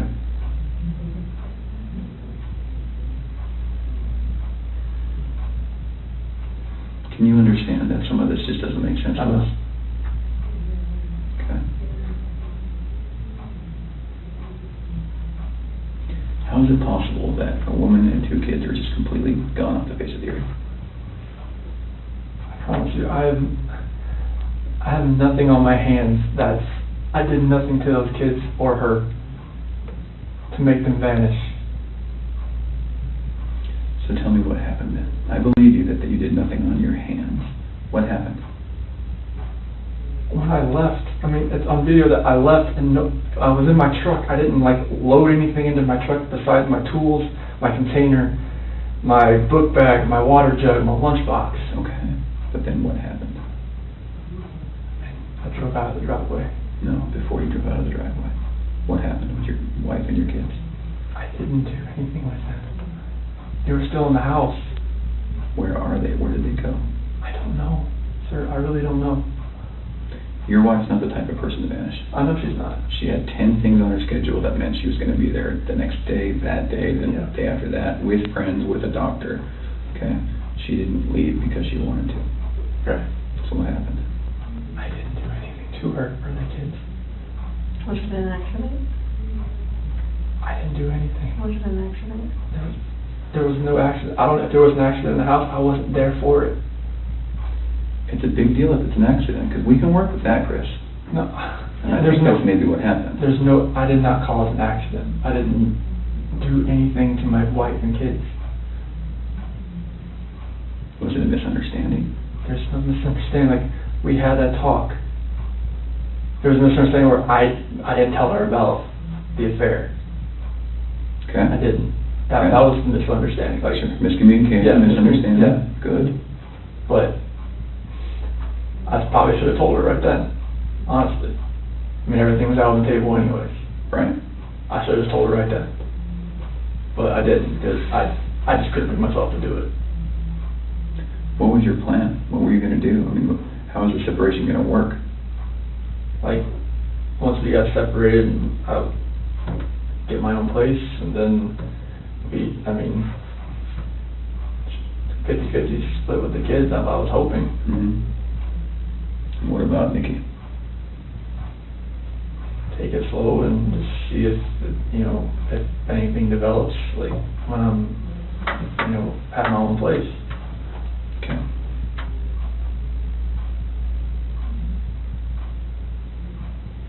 I just find it hard to hear you talk about just having this emotional, conversation with Shanann, and you're bawling and crying together, and you have not shed one tear in 2 days that you've been here. Not one.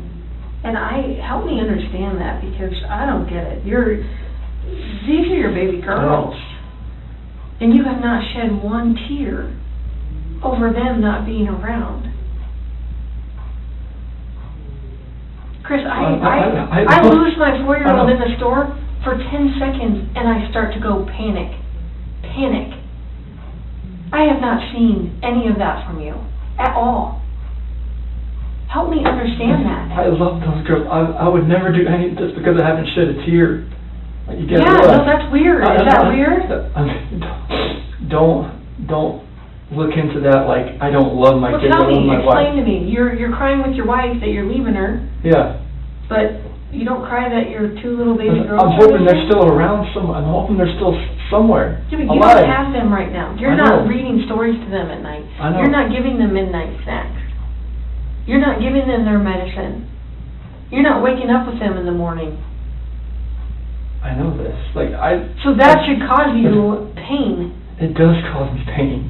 But I don't see that. I don't see that. I want to see the Chris that cares. I want to see the Chris that, feels bad about what he did and wants to, get this off his chest and be done with this. And let us find your little girls so that they're not out there in the middle of a field or whatever somewhere. Don't do that. I love those girls to death. Then show us that. Show us that. Show us this Chris, not this Chris. I'm not showing you that Chris. I'm showing you the Chris that cares about his girls and his wife. Just because I haven't shed a tear, it shouldn't make you feel like that the love isn't there for them. It's weird. It doesn't make sense to me. I understand that. You have to. I totally see where you're coming from. Trust me, there's nothing. Just because Chris, people can be pushed to the point where they do something that they regret. It happens every single day. I know. But part of what makes you a man is the guy that goes, I really fucked up, but this is what I did, and I'm going to pay for what I did, and I'm going to tell you what I did, and I'm going to be honest about it. Chris, we can keep talking to you once we find these girls, okay? So once we find these girls and your wife, right, no matter how we find them, no matter what condition they're in, we can keep talking to you, and you can tell us, guys, it's not as bad as it looks. And you can say, let me tell you what happened. I was never comfortable with you, Graham, or with you, Tam. No, I wasn't comfortable yet, but now that everything's known, now that these girls are found and Shanann's found, however they're found, it's okay. We can keep talking to you. Okay? Chris, did Shanann do something to them? No, I don't know. I'm serious. I have no clue. No, you would have known, because they didn't leave the house. Did Shanann do something to them, and then did you feel like you had to do something to Shanann? No, they were at the house when I left. They were there. They weren't there. They didn't leave. They vanished. They were The dead. only way they could have left is in your truck. There's no way, because I didn't just throw them in my truck. You know your truck has GPS, yes, right? Yes. Because you told your boss, yes. Hey, I'm going through separation, I'm maybe staying yes. at a friend's house, whatever. You know that thing pings every 10 seconds? Yep. So we will know exactly where you went. And your company's giving that to us. I know. Okay. Are we not asking the right questions, Chris? No, you're asking all the questions. What are we not asking you right? What are we doing wrong? You're not doing anything wrong.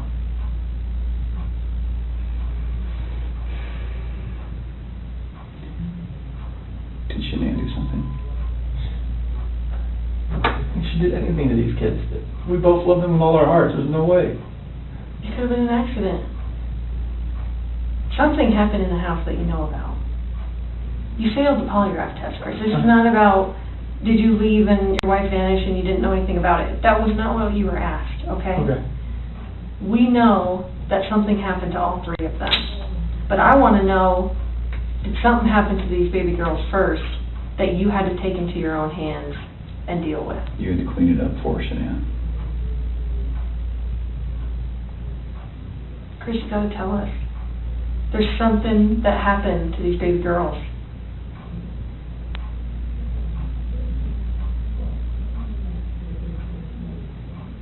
Look at them. I know. Before you came in, I was just watching videos. We have no doubt you love these girls with all of your heart. I have no doubt. But we make mistakes. And that's okay. It's what we do with those mistakes that make us who we are.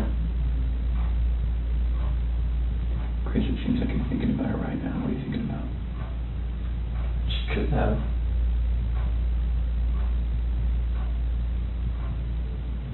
I feel like you cleaned up for her.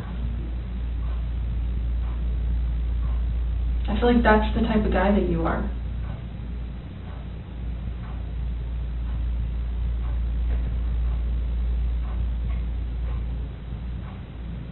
Which one of these has the breathing thing? Well, they both have inhalers, but she has the EOE, encephalitis esophagitis. Did she have problems breathing?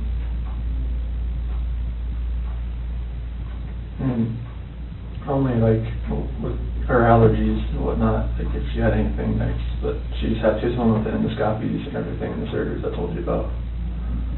Do you think she had trouble breathing that night? And Shanann freaked out? And didn't want to live without her baby girl? I don't think so. Did you hear about the homicide that happened in Aurora, where the guy beat that family to death with a ball-peen hammer? The only person that survived was a 3-year-old sibling. And that sibling grew up to be a total mess. No family, no mom and dad, no brother or sister, just her by herself. She says, I wish I would have died with them. And there are times that people freak out. I've seen it. I mean, I've been in law enforcement for almost 20 years. I've seen it. Parents freak out and they're like, oh my God, like, I can't have my baby girls live without each other. They're best friends.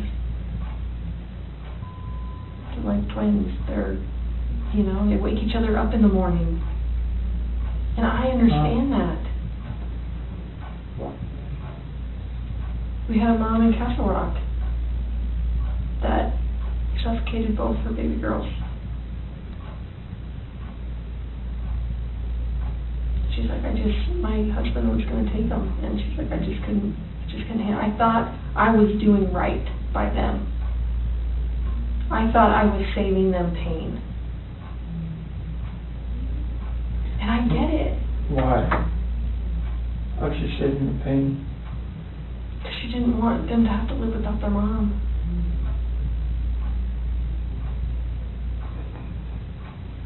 Chris, this is a weight that's going to be on you for the rest of your life until we resolve it tonight. Unless we can talk about this more tonight, this is going to follow you forever. I promise you, when you start talking to us, you will feel better. I know you already feel better about getting the Nikki off your chest. Please don't like involve her in the news or anything like that. She can't do that. You gotta help me. I know. Chris, we're giving you a lifeline right now. You need to take it. You need to reach out and take it. Did they look like this the last night you were with them? She had that dress on, like, on the 8th or 9th. It wasn't in this, but she had that dress on. I remember I had 2 buttons on the back. I'd take them off so I could get her pajamas on that night. Did you guys make sure they were warm when they left the house? Make sure they were warm. They're always warm. They always have, when they're in their beds, they're always warm. Will you miss taking care of them at the very end? I would. They're always taken care of. They never miss a meal.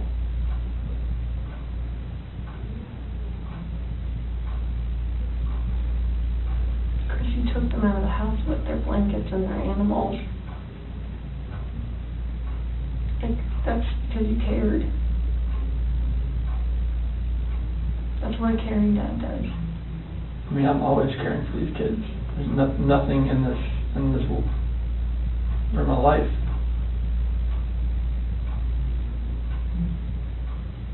I believe that. I believe that, and I believe someone made a mistake, whether it was you or Shanann. And you either cleaned up after Shanann or you made the mistake. And I mean, I want to believe that maybe Shanann did it and you felt compelled to fix this so Shanann didn't look bad. That's what I want to believe. But I don't know, you're not telling me that, so it makes me think the worst. Like, did you do that to all three of them? I did not do anything to these kids. Not do anything. What did Shanann do to them? Tell us, Chris. Chicks are crazy. Can I talk to my dad or something? Absolutely. Do you want to bring him in here? No, I just can't talk to my dad. Like, I flew across the country. Hey, Chris, I can't. How about this? If we brought your dad in here, would you please tell him what happened? Can I just go talk to him? I've been in here for like 5 or 6 hours and I'm like... Absolutely. Chris, look at me, man. It's not going to feel any better. He deserves an answer. It's your best friend. There's only one person you wanted here most, and that's your dad. Yes. What would you tell him? I love him, and I just want him to be by my side. Okay. He knows more than we do that you're a good man. And he knows as much as you want to protect your wife, Shanann. I think he would tell you to do the right thing. Before we get him... Can I go out there and talk to him? Well, I don't know that you want to do it out there, because there's a lot of people going through the halls. Should we bring him in here? We'll step out. Okay? Can you 2 minutes with him? Okay. Can we just ask a couple more questions?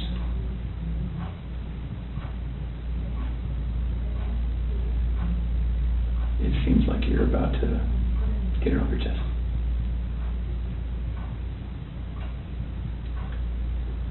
Is there any way that you can help us understand more about Shanann and why maybe something happened,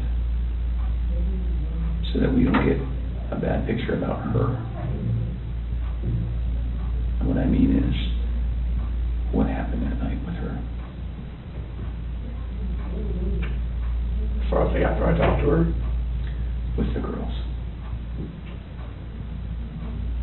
Like when we were having that conversation in bed there. Mm-hmm.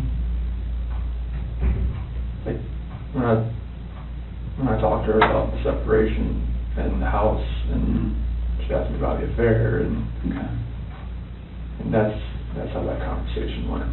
Okay. She was distraught. She had like mascara running down her face, all that. I mean, it was emotional. Well, how about this? If we bring in your dad, will you promise me that you'll talk to him? I'll talk to him. Okay. Will you promise me that you'll tell him everything? Would it be easier if you told him and he told us? I don't know. Okay. I don't know if that's going to be easier or not. I tend to think it's not. I think you're the type of guy that needs to take responsibility, because you always have taken responsibility. You've always made the right choice. So I guess I'm just worried that if we bring your dad in here, that could distract you. What do you think? Distract me from like talking to you? Yeah. I just need to talk to him. Okay. All right. I know you'll do the right thing. I do. I don't know how long it's going to take. I think that you need to think a little bit more about that. Okay? And you need to realize that your dad is not going to stop loving you no matter what you tell him. You are his child, and he will not stop loving you. Never. Ever. And this is not the last chapter in anyone's story. At all. Okay?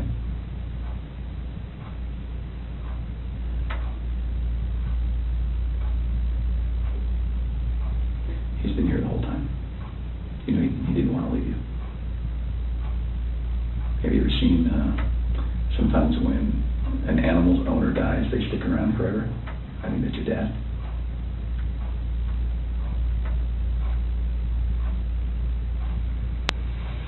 Poor guy didn't want to leave today, okay? So, keep that in mind. He wants to hear it all.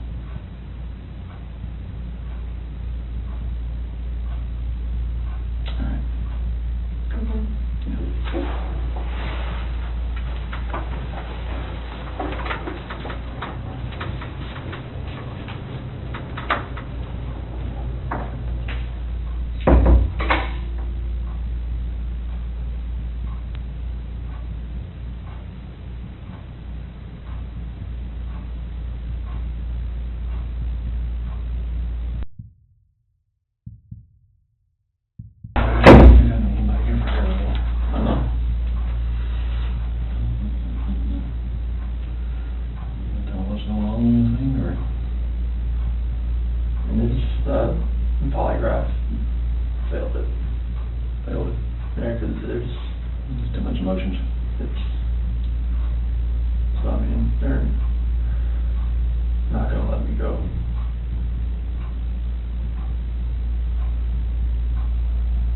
Is there any reason why they shouldn't? They know I had an affair. And they know. I can't complain about that.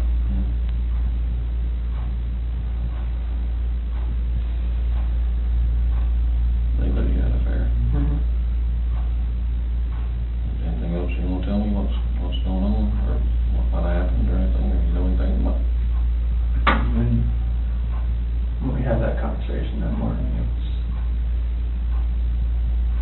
it was emotional. It was told her about separation and everything like that.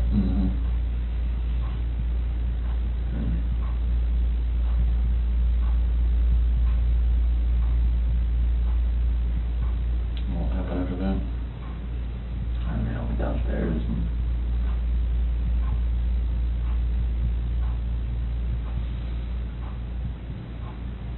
I want to protect her. What? I want to protect her. You don't want to protect her? I don't know what else to say. What happened? Huh?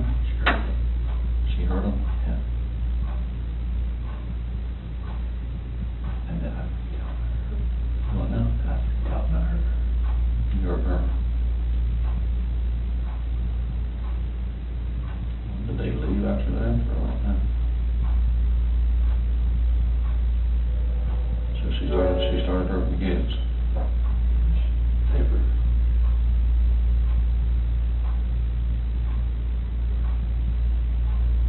Oh, you guys want to?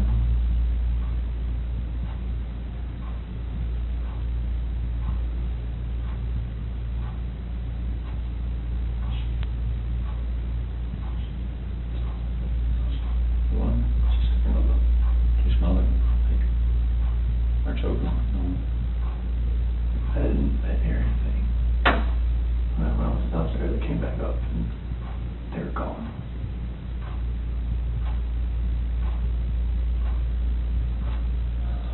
I don't know, like me talking to her about that. Talking to her about separation and everything, about like She lost it. I don't know like what else to say, like I freaked out.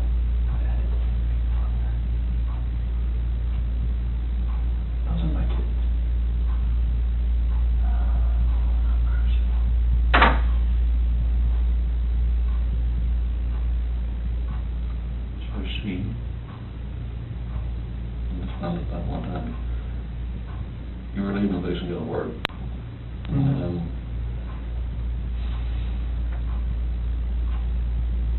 she freaked out over the separation and everything.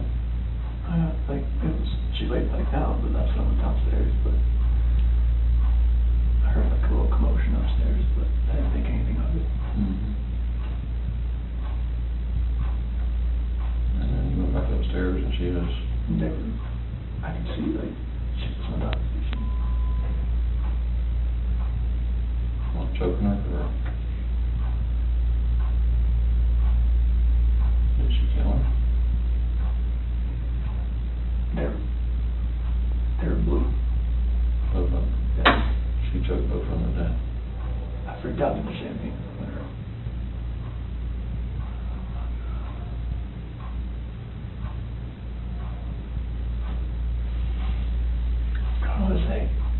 How was it though?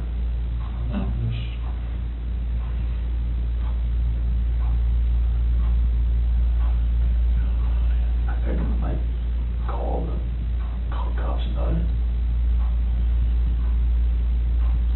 So when you do all the bodies off or something? I mean, I didn't know what else to do. I freaked out. I didn't know nothing else to do. I didn't know what to do. So she killed Lucy C. and Bella, choked them to death.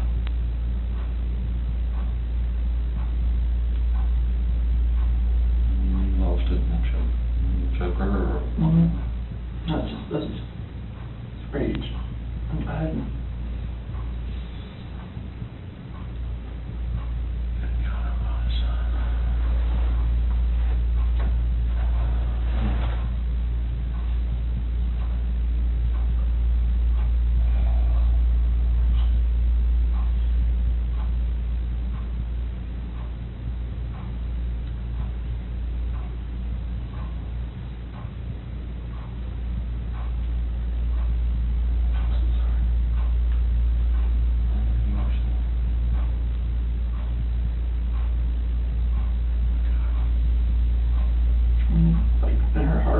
She knew about the affair. She just was waiting for me to say something and for me to deny it again. I think she was lost it. That's when she went off and told her about it. And that's when the crying like happened. And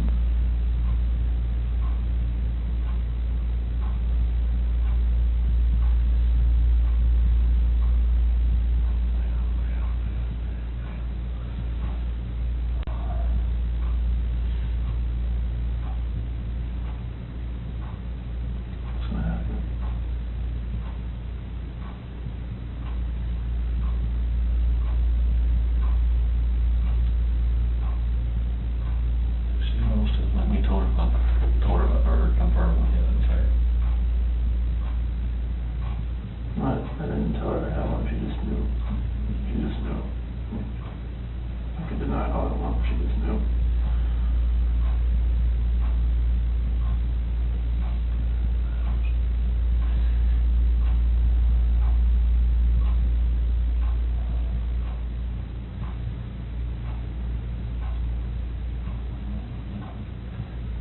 She killed both over... separation of the affair. I think she just knew, like, the affair was happening, but I just denied it.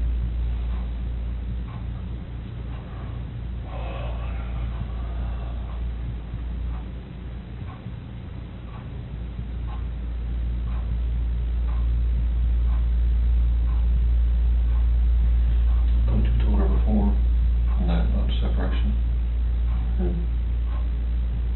But, you know, she was hoping we'd go to counseling or something. I didn't want the counseling.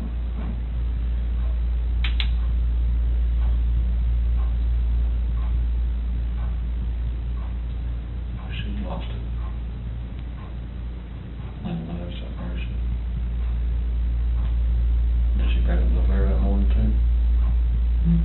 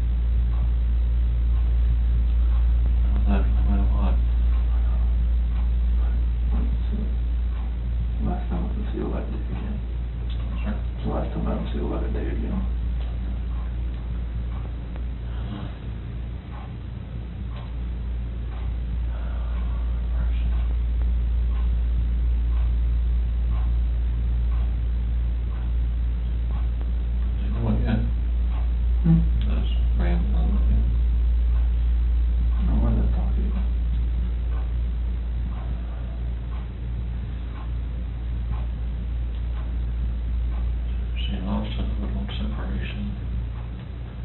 Pretty much known the affair was going on, but we just profusely denied it. We did. I made it totally, but she more or less knew something was going on. She actually killed both her children.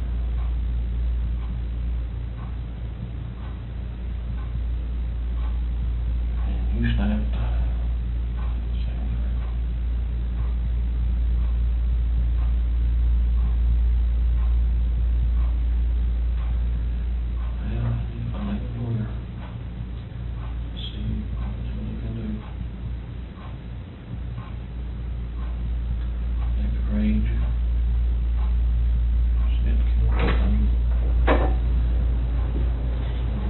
What's that?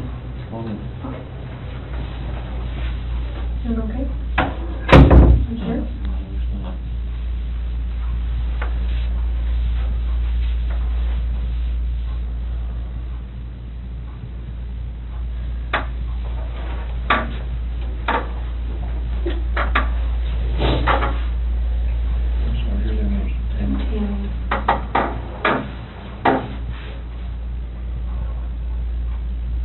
Just help us work through this with you, okay?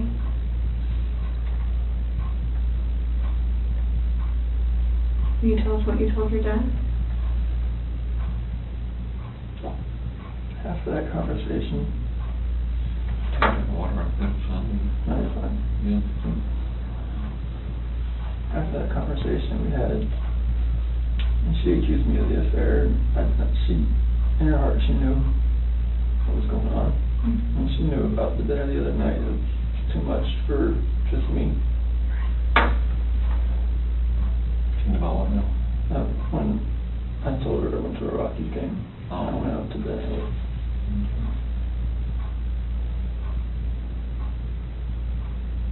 I went downstairs. And that's when you told her about the separation? Well, that was when I was upstairs in bed. And told her, what I wanted, and I wanted a separation. And that's what I want.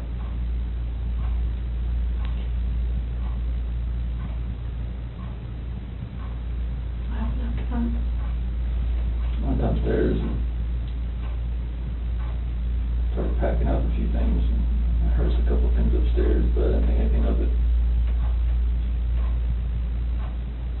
I continued this, own thing and get ready to get everything packed up.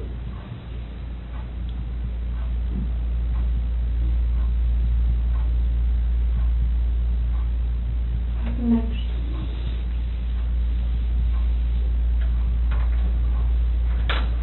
I went upstairs and I was going to talk to her again. And I saw on the monitor, those covers were like pulled off and she was just laying there. She was just hot.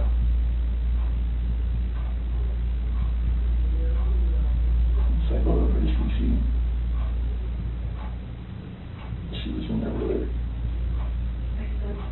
On top of her.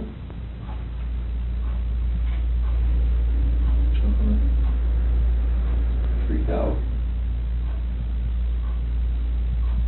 I ran in there and got on top of her.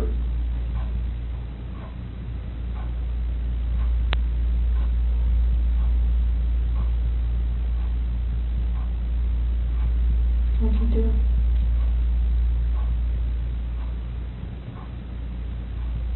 She's blue.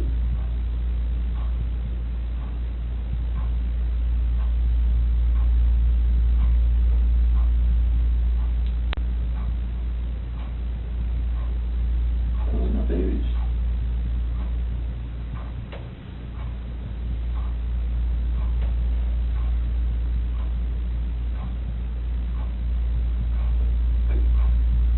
Those are my kids.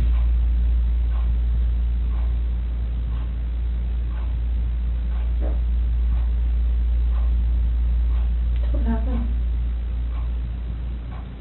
Nothing that hurt.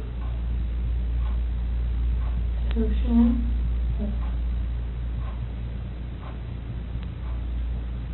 Where were you at?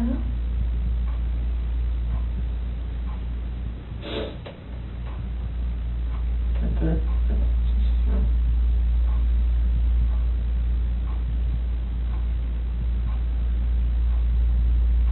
I put it back in our bed. Sure. And you were bed? Okay. What happened next? I don't know what to do. I have no idea what to do. I was shaking.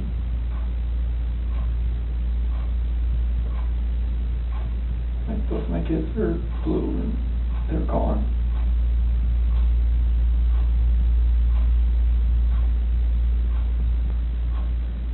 And I'm just like blind, just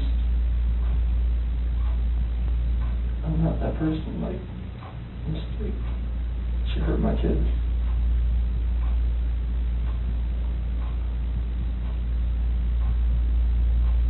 Like I had to do the same thing to her.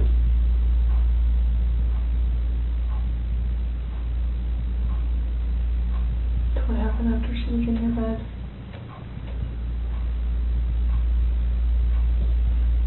And there, I didn't know what to do. It was, she's back and just covered her up.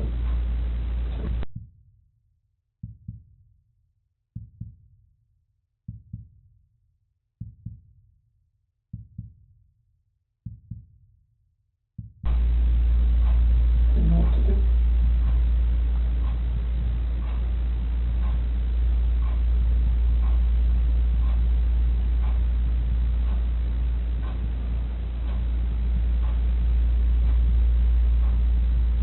Where are they now?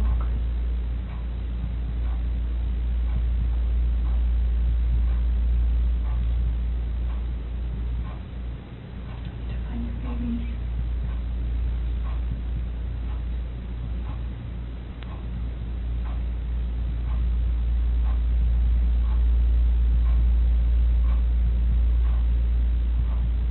Did the hard part. All you have left is you tell us where they're at. We can help you get them out of the cold. They're gone. There's no bringing them back. Well, where are they?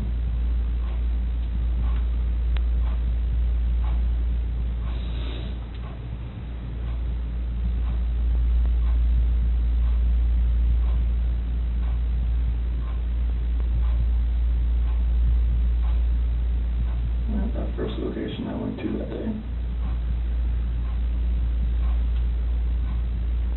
Where at? That's 3319. Where at? That location. Right there off the site. Right there. How did you pick that site?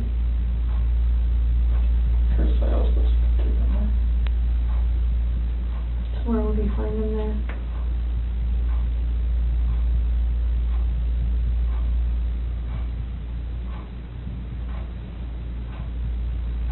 I didn't know what to do.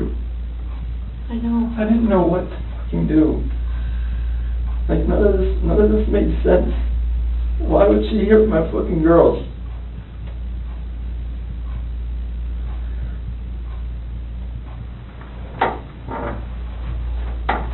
So Chris, are they in something? Are they under the ground? Like, where would you find them? You take us out there? There's no way I want to go out there. I mean, I will if you want me to. I don't want to go. What if you and me and your dad just drove by and you could just say, right there, we could help you just get him out of the cold, you know, take care of him for the last time.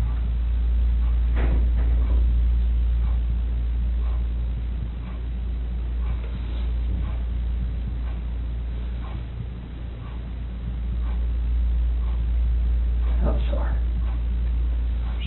I know you are. I know you are. I know you came in today to do the right thing. You didn't have to come in. You came in all on your own.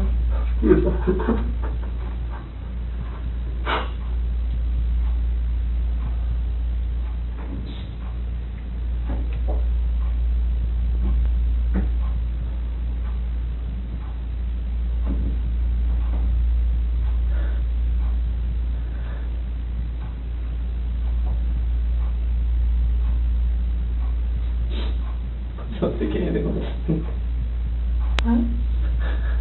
She says, please don't think anything less than me. Talking about that.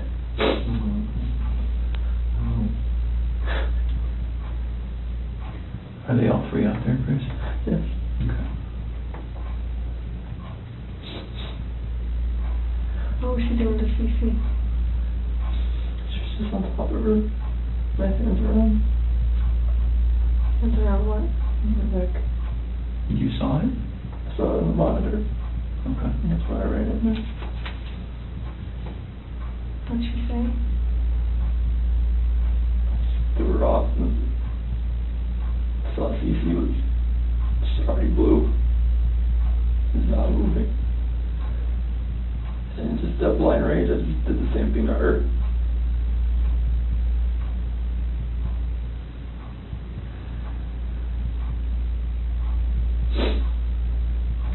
Did you ever go into Bella's room? Just pushing it back in. That's no. I saw her on the monitor. The way she was laying, the bed just sprawled out.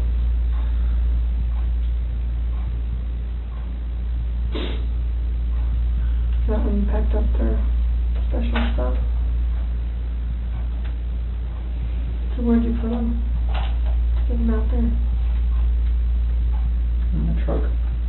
Which part? Driver's side rear.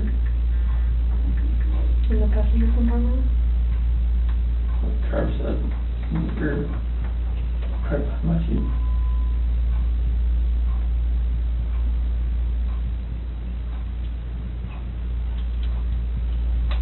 What were you thinking on the way out there? There's. And the babies are gone. And I put my hands around my wife's neck and did that same thing.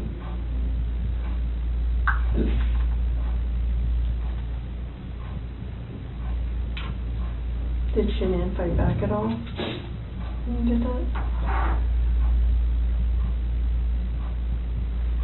The rage that I had after seeing that, like, not much.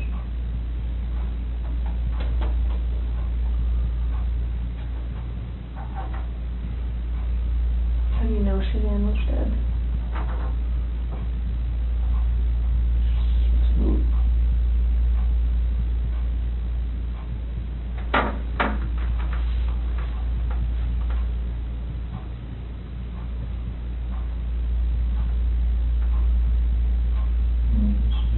We looked on her Facebook page like 2 days ago. They had this like 4 or 5 foot long baby doll. She had it laying on the couch with a sheet over it. She ended? Yeah. Before any of this happened. Yeah. That's a good point. So I'm thinking it's not a plan. I don't know. That's a very good point. If I can't see it now, I'm blocked on hers. If you look on their Facebook page. What did it say, or what was the It caption? said, what do you say to this? Something similar to that. And a tall baby doll about that tall was laying on one of her couches and had a sheet over it across the head all the way up. You can see his feet hanging out. Saying like Bella had done that. The kid went through that. Do you remember that, Chris? What do you think? Just make fun of it. Thought it was funny. Did Bella do it? I don't know. I don't remember. I don't think so. But I'm guessing up, I don't think she would do something like that. I've seen them have their dolls and stuff out on the floor and just covering up waist and stuff and do something like that, but then covering their head and everything up like what? Like a body laying there or something.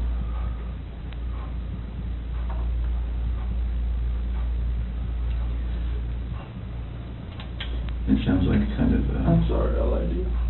Command you. I mean, you knew what was going to happen. You stayed for a reason. Chris, you're a good man. I'm not a good man. Well, you stayed. You wanted to talk. You knew it was going to be hard, and you still stayed. That's what a good man does. here for 6 hours and 11 minutes so far. Just staring you in the face. We're glad you did. I can see when the rage would come out and see a bunch of kids dead. You don't know. You don't know when you look at you come out and see a move.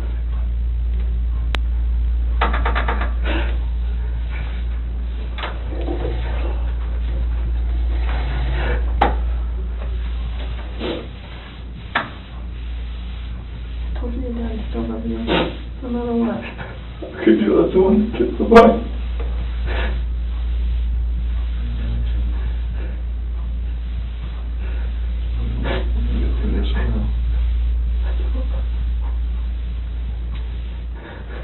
Hey, Chris. Nothing will ever be the same again.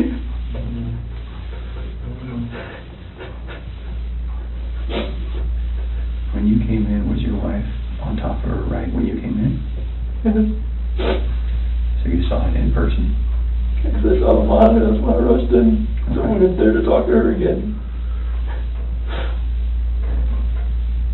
And when you came in, she was right there on top of you? She was right there. Okay. Her hands on her throat. I didn't know what to do.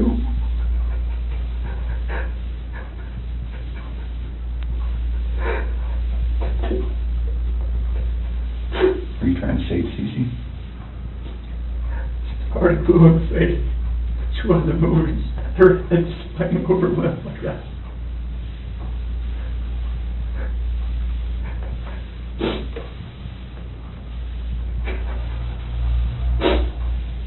So where did you put them out there? Chris, that's really important.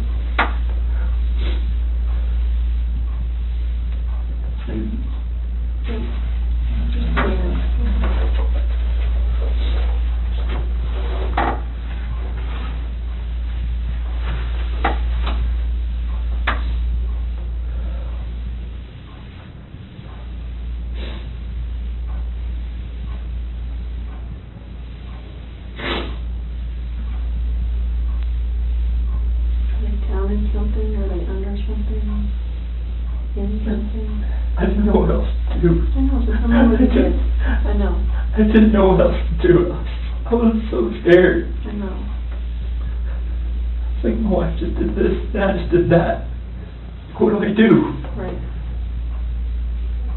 Or anything that I would do from them was just going to be just insensitive and just a horrible thing. You were in a tough spot. I mean, what can you do, right? Sometimes your body just kind of takes over and...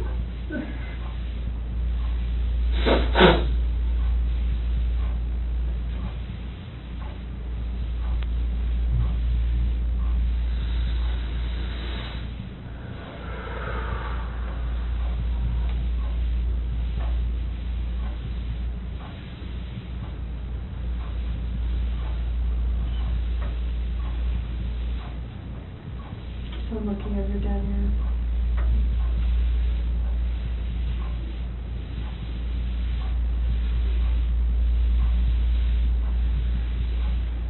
Can you show us?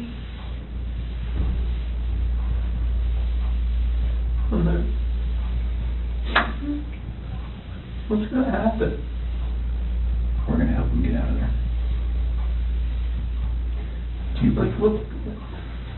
Would you prefer that one of your coworkers? Oh my God, no. Okay. I cannot have that.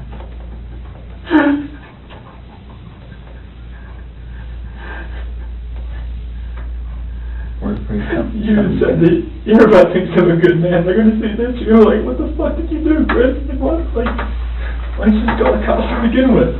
Well, they weren't in your shoes. They don't know. I know. They weren't living your life. I know, but still, it's like...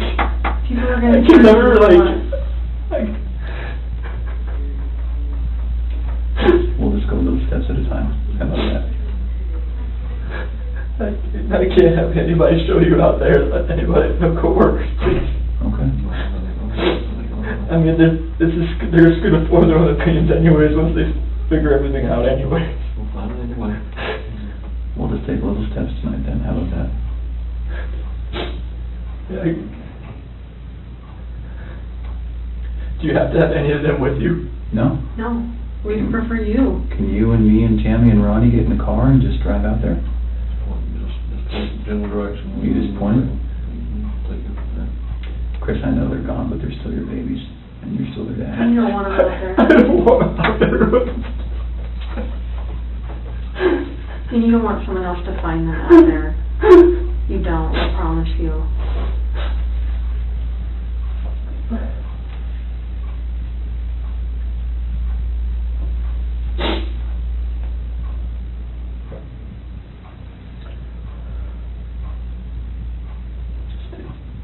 You take us.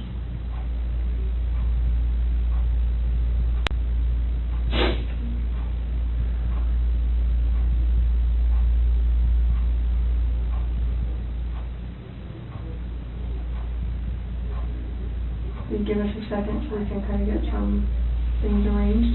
You do that? Ronnie, do you mind staying in here with him?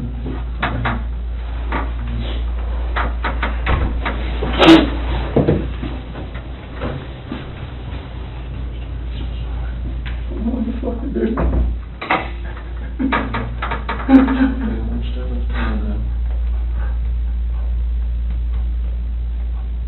This is just fucking horrible.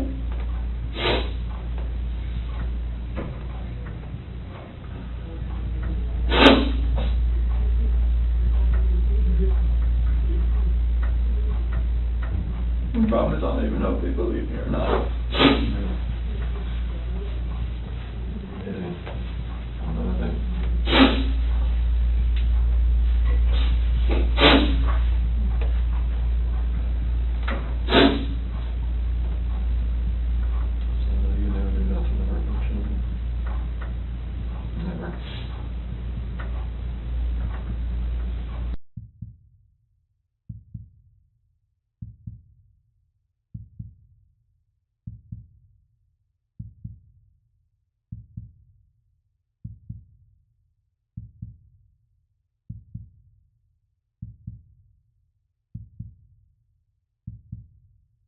Yes.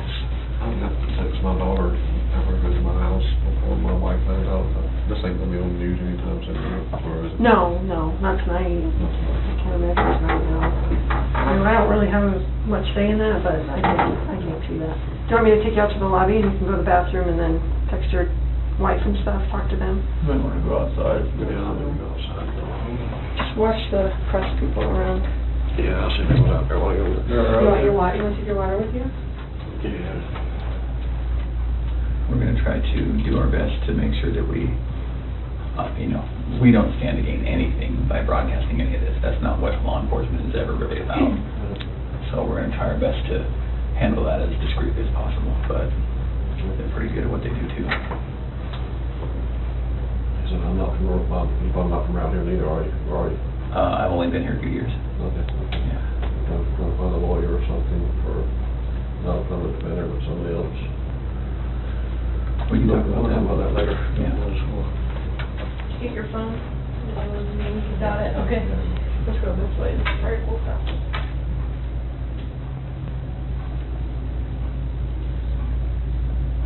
So if you're up for it, we'll talk a little bit more. I think we have a picture of, is it Survey 319? I think we have a picture. Kind of walk you through that. I'm sure you have a ton of questions for us about, how your night, month, and weekend's going to look. So Tammy, I was just telling him, I wanted to show him that picture. Yeah. And then we're going to talk a little bit about how the rest of the night's going to go. That looks familiar to you? What is that? It's the BRC Survey 319. Okay. Whereabouts is Shanann and the girls? How old is this picture? Today. That's today.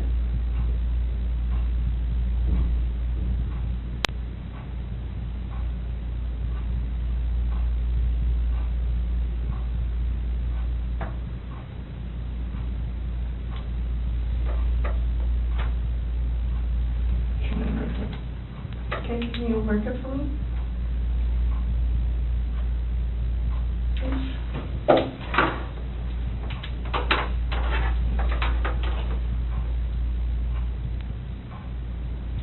the paper, so just kind of, yeah. Is that S for Shanann? Okay, and where are the girls at? Here. In these? Mm-hmm. So which one is, do you know which one?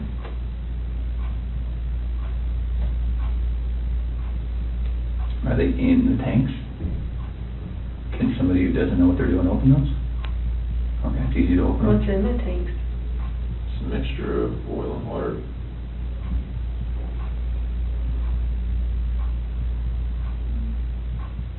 There was a sheet found down here? Mm-hmm.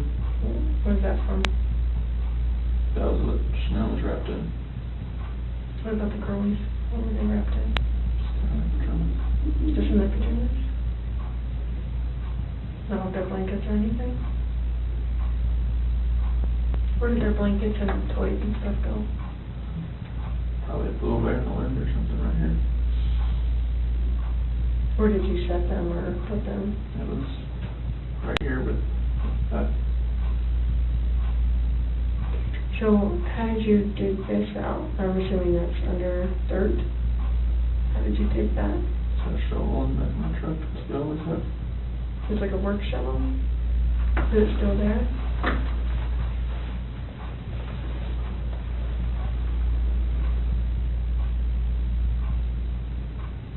How was Shanann dressed? Shirt and underwear. So what she got into bed with? Do you remember what color her shirt was or her underwear? I think her shirt was either black or gray. Underwear was probably blue.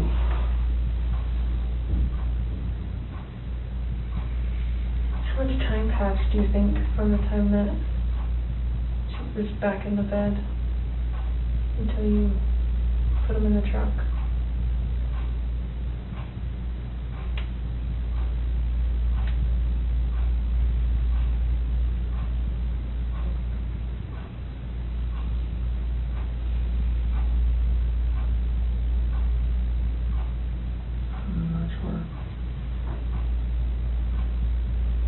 Are we talking minutes, hours, something else? From when I left the house. No, like from when you got her into bed to when you put them in the trunk. How long a time was that?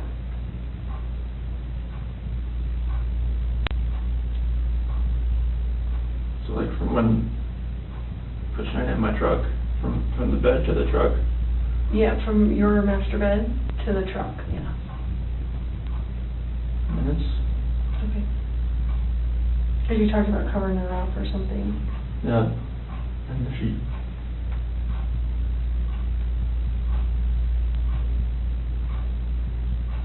Is there anything else about anything out here that has stuff that you've left in certain spots, or you sure their blankets and toys aren't going to be in there as well?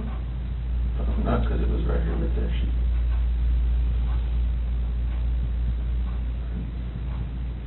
Can you do me a huge favor and just write your name on the bottom? Just so I know that we didn't make those marks. I'm just going to write the date on it, okay? 8/15/18 at 5:56. Was your wife wearing any shorts or pants or anything, just under? So, okay. Do you remember what they look like? Blue. Okay. Okay. And the girls, do you remember what their pajamas were? They're both nightgowns. Okay.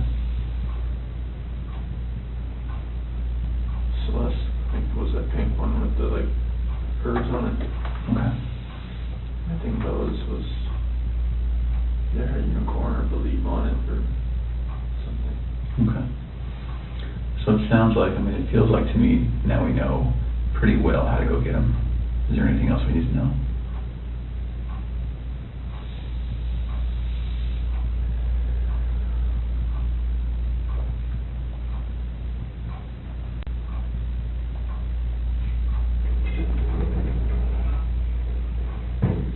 how to get them?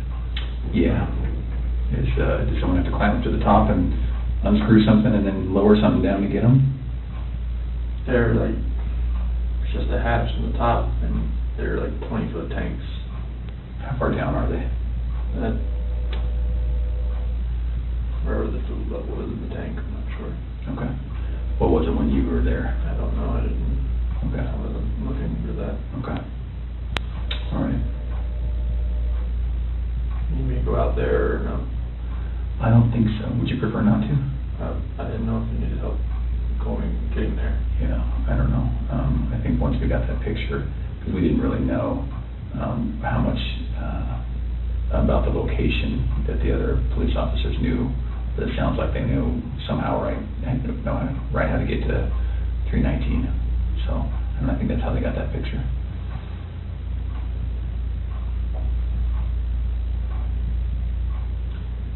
Does your nanny cam?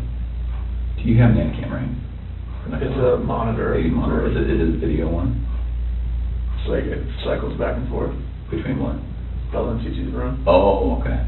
Okay. Is there any chance it records? No? Okay. I'm just wondering, what do you think ultimately made Shanann snap? Just knowing that I had an affair, and she knew. She just needed me to admit it, and I would admit it. Yeah. Okay. So we just started talking about, I asked him if there's any chance that the nanny cam could have recorded Shanann doing what she did. And then we were just getting into, what Chris thinks about why she snapped. He's just saying, distressed from knowing about the other girl. Knowing that she didn't really know, right? I mean, In her heart, she knew. She just wanted me to admit it.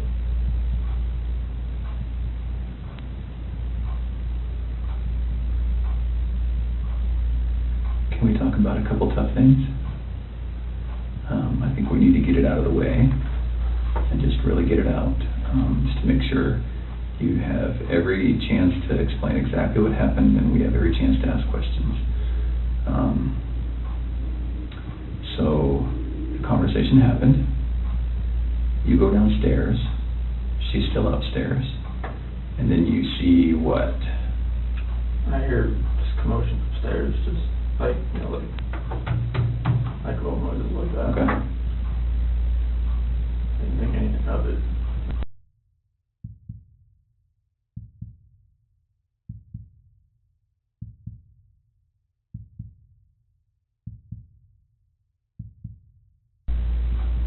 So I go back up and just talk to her again, maybe real fast.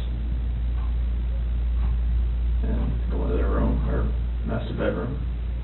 She wasn't in there. Okay, you went there first? Yeah. And why did you go up again?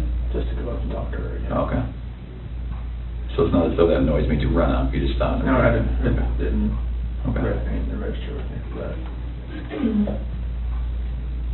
I just looked in the monitor and it was on Bella. And where is the monitor? Where's the screen that you look at? Is it up or downstairs? It's upstairs. Oh, okay, so you go upstairs, look at the monitor. Yeah, everything's right beside the bed. Oh, you are master bed. Okay, Yeah, all right. beside the bed. So she's not in her bed. It's still right there. Okay. She wanted to look at it. And it was on Bella. Her covers were pulled back. She was just sprawled out laying there. And then it cycled over. So they got 3, 4, 5 second interval between when it cycles from room to room. And it cycled over to Cece's room. And that's when I saw her on top of her. That's when I ran in. Okay. So can we talk about, again, it's very, very hard to talk about, but it's good to make sure that we understand. We don't want anything to be incorrect or inaccurate or anything like that. Was your wife on top of Cece? What did that look like? I mean, was she straddling her? Okay. And where were they? In the bed. On the bed. And so your wife was on top. Was she?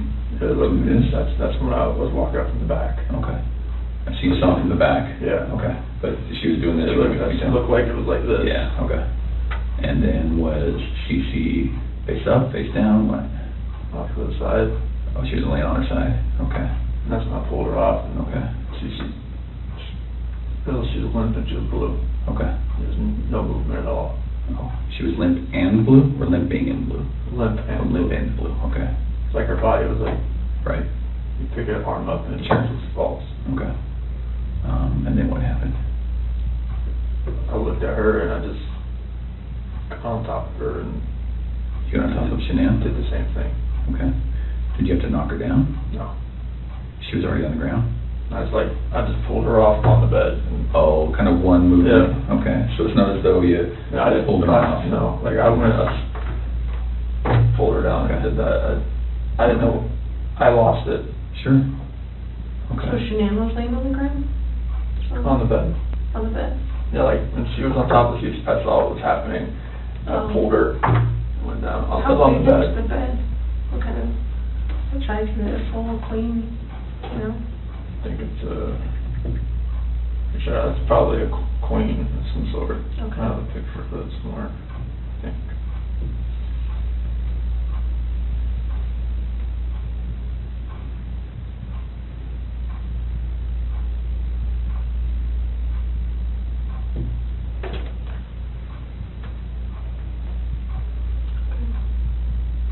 So where was Celeste in the She was all the way up to the top. To the top? Yeah.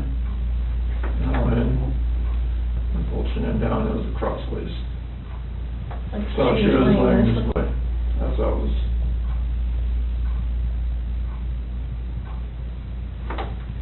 Okay. And what's the key room? So then, is this picture as you're standing in the doorway to go in? What is that where, okay? And then, so were they closer to this side or this side? Cece usually sits in the middle. Okay. And then, so your wife was right on top of her, you could just see that. And then, did you pull her this way or that way, or? So to where her head was on this side. Right over here? Yeah. On the left as you're looking at it? Okay. Did she put up a fight? I lost it so much that it didn't feel like she did. Okay. You're a pretty strong dude. Was she yelling? Was she screaming? Was she talking? Was she scratching you? Nothing? I didn't even feel, I just felt such anger that nothing, I didn't feel anything. Okay. All right. Like if she did, nothing's on me. Was it quick? Was it slow? Was it? I was so numb, it felt like it was over. Fast?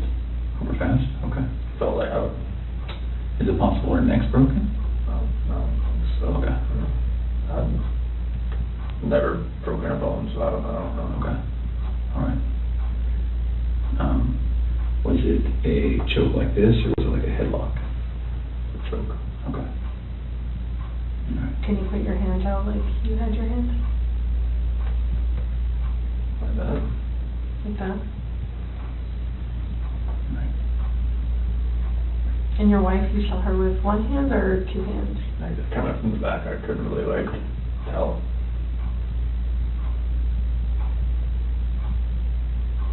She was on top of her. And the monitor's not like color, it's black and white. Nighttime, it's black and white. Okay. When it's dark. Because you went up the stairs, right, to talk to Shanann again? And then, did you think it was weird that she's not in the room where you left her? So I walked in and looked around and saw the monitor and I saw Bella. And then switched over to Cece pretty fast, and that's when I saw that. Did you have any inkling that between the time that you finished the talk and the time that you found Shanann choking Cece, you had no inkling she was going to do it? Sure. You both of those kids more than you know. Okay. I mean, people in my family have always said she's unstable. My friends have said she's unstable, but I never would have thought in a million fucking years. Who says she's unstable? My family, my friend Mark, people that have seen her around me. I don't Why have a did- bad picture of her. Well, it doesn't look good, I'm not gonna lie. Looks actually pretty bad. And Is it possible that when we get these girls, Bella, Cece, and Shanann, is it possible when we get them that we're going to see anything other than the cause of death being her hands? No. Okay. And what I mean by that, and I should be very clear, is that it's some of it's hard to believe that your wife did it, I know. right?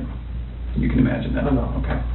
So is it possible that maybe she did one, and then you got Shanann, so you did to Shanann what she did to one of your daughters, and then you had to just do it to the other one? Okay. So is that's not what happened? No. Okay. Is it possible that, is there any other way where we might see your hands on the girl's neck? No, Lord, no. Okay. And you know what I mean? Because when we find their little bodies, I know. we're going to see the diameter of someone's hand Yeah. and someone's fingers, right? So is it at all possible we're going to see yours? No. Okay. All right. And I know it's hard, and I know you're probably getting angry at my question, but we have to ask. Okay.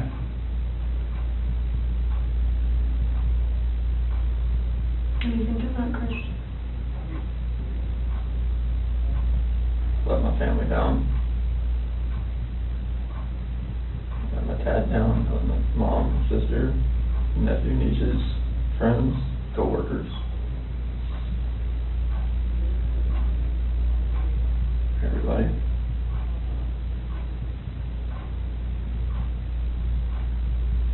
Can I ask you another tough question? And just get it all on the table. When you see Shanann choking, strangling Celeste, and you get her off of Celeste, did you think about calling an ambulance? How come? I saw Cece lying there blue and limp. I mean, I've never seen something like that in my life. I mean, she just way over, nothing she wasn't moving at all, no gasp of breath. She was totally just blue. So Chris, doing this job for a long time, I know. I know a lot about psychology and as far as what people are thinking, and most parents will never even want to fathom that their kid is dead. Even if their kid's stiff, blue in bed, stiff, been dead all night, they still call an ambulance to see if someone can revive their child. And when the ambulance gets there and they're like, gosh, their kid's been dead all night, there's nothing we can do. The parents are like, why are you not doing something? What are you talking about? So that's what we're used to. So that's why I want you to explain to me what was going on in your head and The rage that I felt for what she did, it just took over.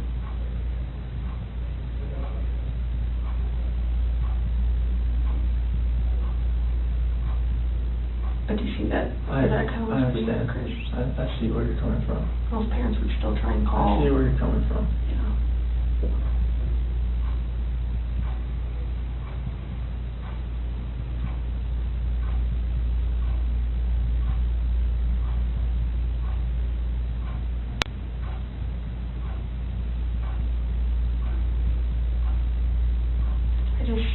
I would hate for Shanann to get a bad rap if she didn't have anything to do with it. It's not fair. I know. It's not fair. Enough bad stuff has happened. I know. We need to stop the bad stuff from happening. So, do you want to tell us the truth? That is the truth. Did not hurt this girl.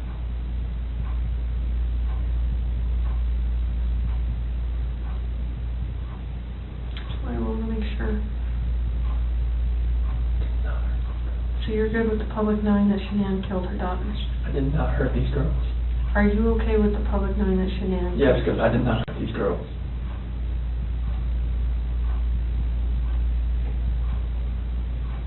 Chris, I'm not sure I believe you.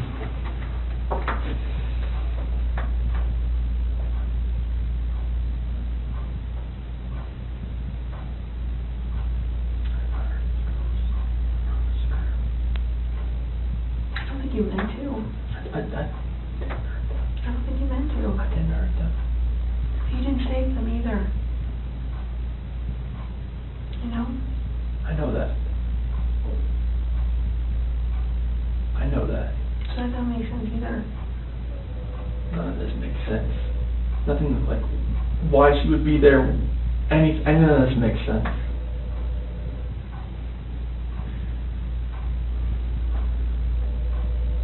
Are you sure Shanann didn't catch you in Celeste? No, my God, no. Chris, you can imagine that we're pretty cynical in our jobs, right? And tonight we've had to talk a lot about a lot of things. And don't get mad, but what it looks like is that you found a new life, and the only way to get that new life was to get rid of the old life. And I think that you killed these girls before their mom came home, and then killed Shanann. And that's what we're kind of left, that's what we have to believe, because it just doesn't make sense. I mean, to her point, if I walked in and my kid was decapitated, I'd call an ambulance, right? So knowing there's no hope. It just doesn't make sense. It just doesn't add up.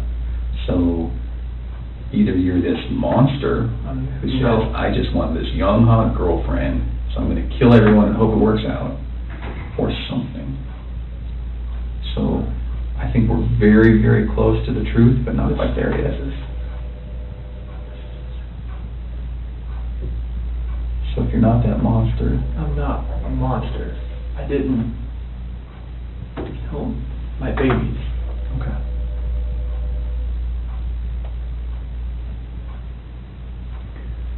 So,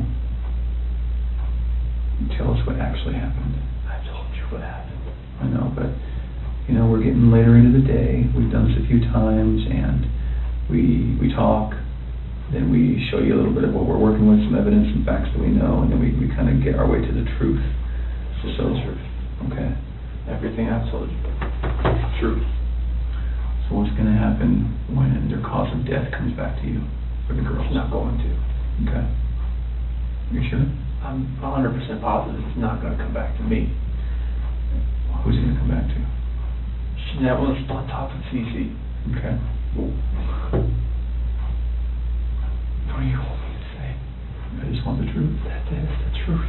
And then what about Bella? Bella was laid out, sprawled on her bed. Okay. And I saw Shanann on top of Cece, so I ran in there. Okay. And what happens when a coroner looks and says, sees your fingerprints on her neck? It's not going to be my fingerprints. Okay. What is it going to be? It's going to be Shanann's. Are you sure? Well, we don't know about Bella, right? We don't know about Bella. It's just, I didn't see Shanann on top of her. Okay. That's the commotion I heard upstairs. Yeah, I'm assuming. Okay. Why take their bodies out of the house and bury them? I was scared. I didn't know what else to do. Okay. Nothing was gonna, I didn't know what to do. Yeah. I honestly didn't know what to do. Scared of what? Scared of what everything was gonna look like. My two babies were gone, and I just did that to my wife. And I was the only one left in the house. What do you expect was gonna happen? Yeah. It did look bad, right? It looked, I mean, this was a nightmare. Yeah. Okay.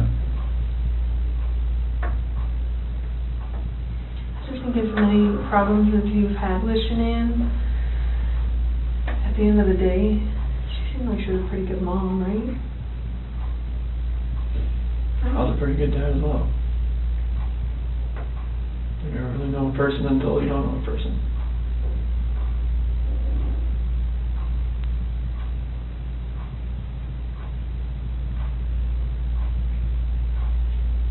would hate for someone who can't defend themselves, like Shanann and Bella and Celeste.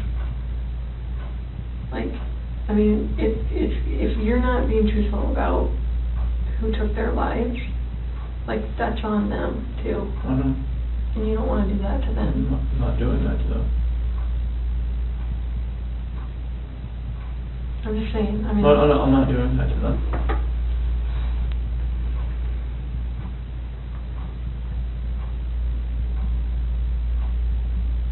I do think you were a good dad. I think Shanann was a good mom.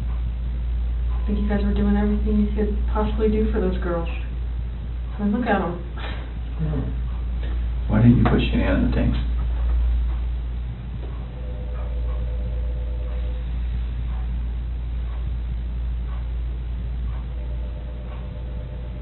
I didn't know what else to do. How far down is she? I don't know, like 2 feet maybe. How long did it take you to dig that? No. Give me an idea. 20, 30 minutes. Does anyone ever, like, go up this ladder and, like, look in tanks? So, how are you going to avoid that? Or is it you that does that? Anybody that goes to the location. How often is that done, that those tanks are checked? Depends if they're making enough oil or whatnot. I mean, once a week, maybe. So do you want someone to find them? I didn't know what else to do, Sammy. That was the location I was going out to that morning. Anyway. And I didn't know what else to do. So you weren't thinking that far ahead? No. Okay.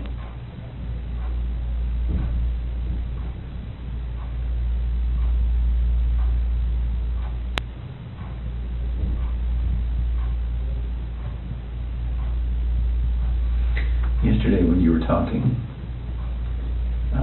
and again, this is before we kind of got to this moment today, you mentioned that, we were talking, you said, I don't know where they are, and then you said something along the lines of, whatever happened to them, this act of pure evil.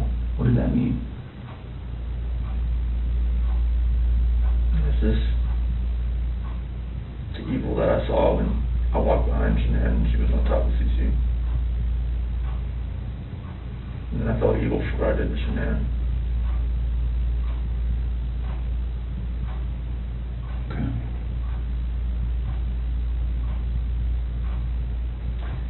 So, one other thing that doesn't make sense to me is, well, I don't know.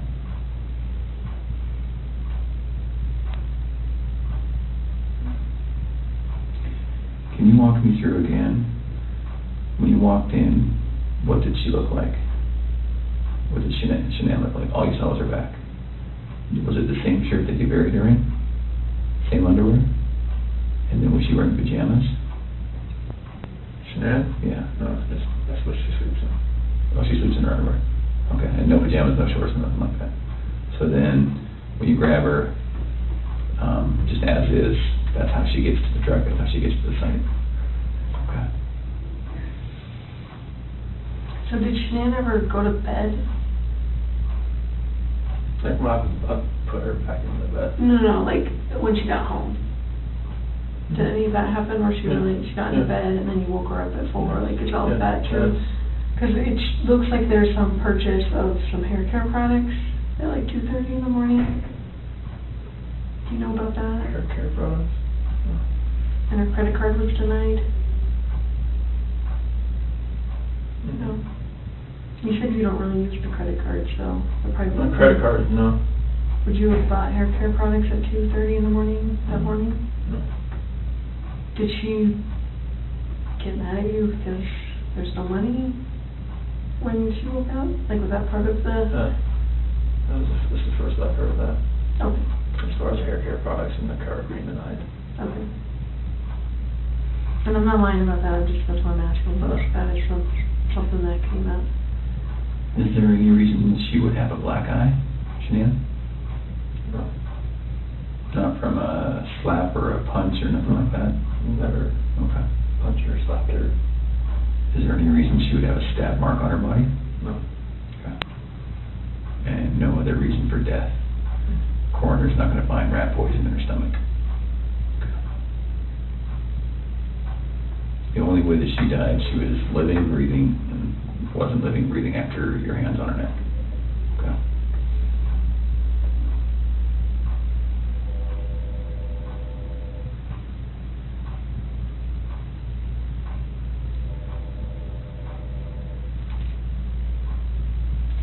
What were you talking to Nikki about before your wife got home?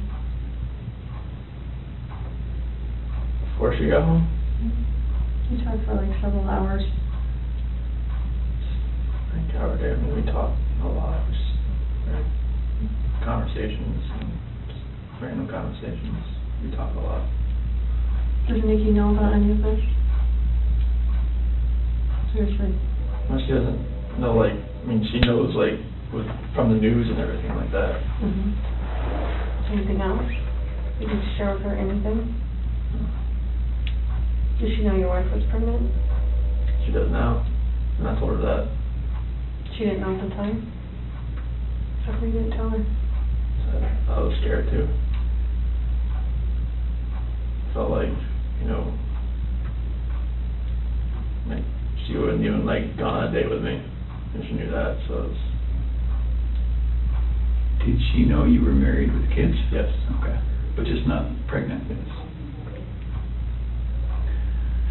I told her that, you know, like, we had actively tried before we met. Oh, try to get pregnant. Okay. So she knew that.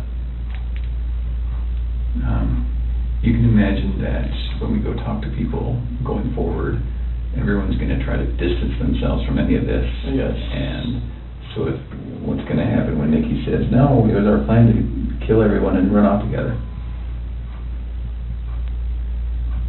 She's not going to say that. Okay. We were going to talk to her. Absolutely.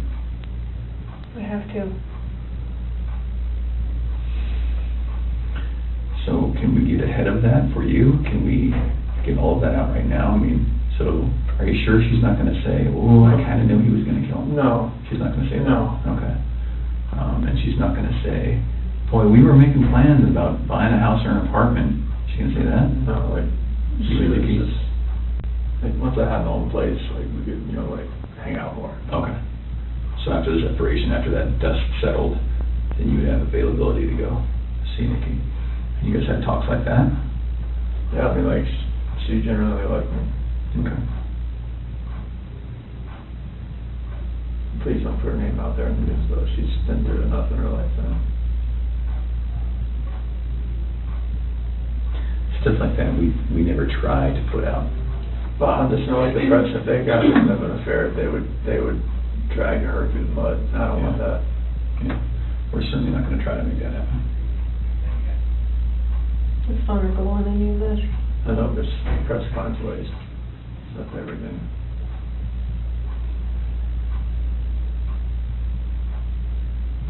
So what do you think about everything now?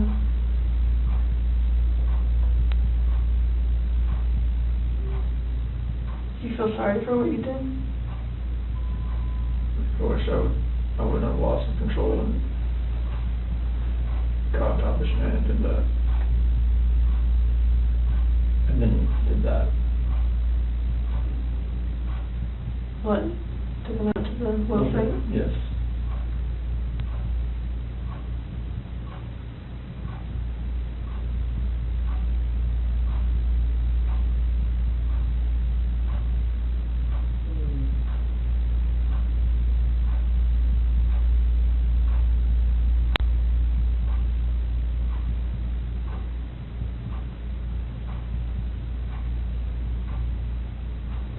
So after we look at their bodies, we're going to have a lot more questions.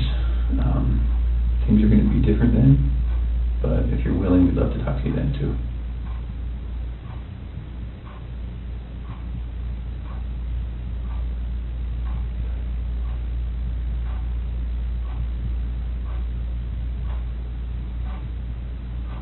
You did really good today, Chris. Really good. I think you had about 24 hours of just a hellish nightmare thrust upon you, and you know, you certainly did what you did, but I think you took a lot of steps to make it better today. Sorry I left you last night, and sorry I lied to you today. Not okay. I'm glad you were here for a reason. Well, there's a reason why I came in, because there's a reason why I didn't come in with a lawyer either, so it's like, and it's gonna happen, so. I appreciate that.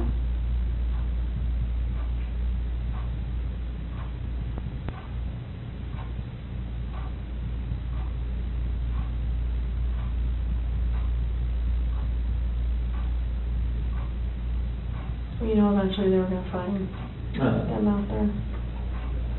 So, I mean, it was kind of inevitable. And then you would have just been sitting at home waiting for that moment to happen.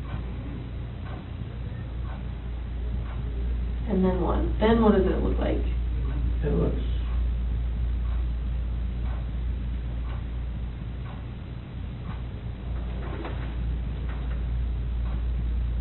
probably just...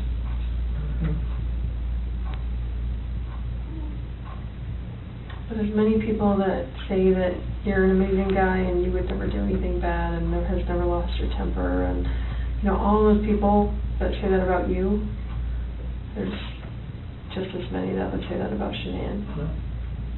So we're going to struggle with that for a while. I'm struggling with it right now, I'll be honest. I know you are. I'm a mom. Anybody would.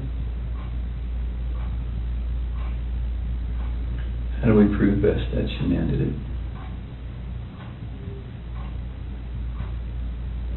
Examine. Oh yeah, I get that. That's the only thing. We're gonna see her hand marks. The hand marks are not there. Okay. But there are going to be hand marks, like they weren't smothered, you think? I shouldn't have been smothered, no.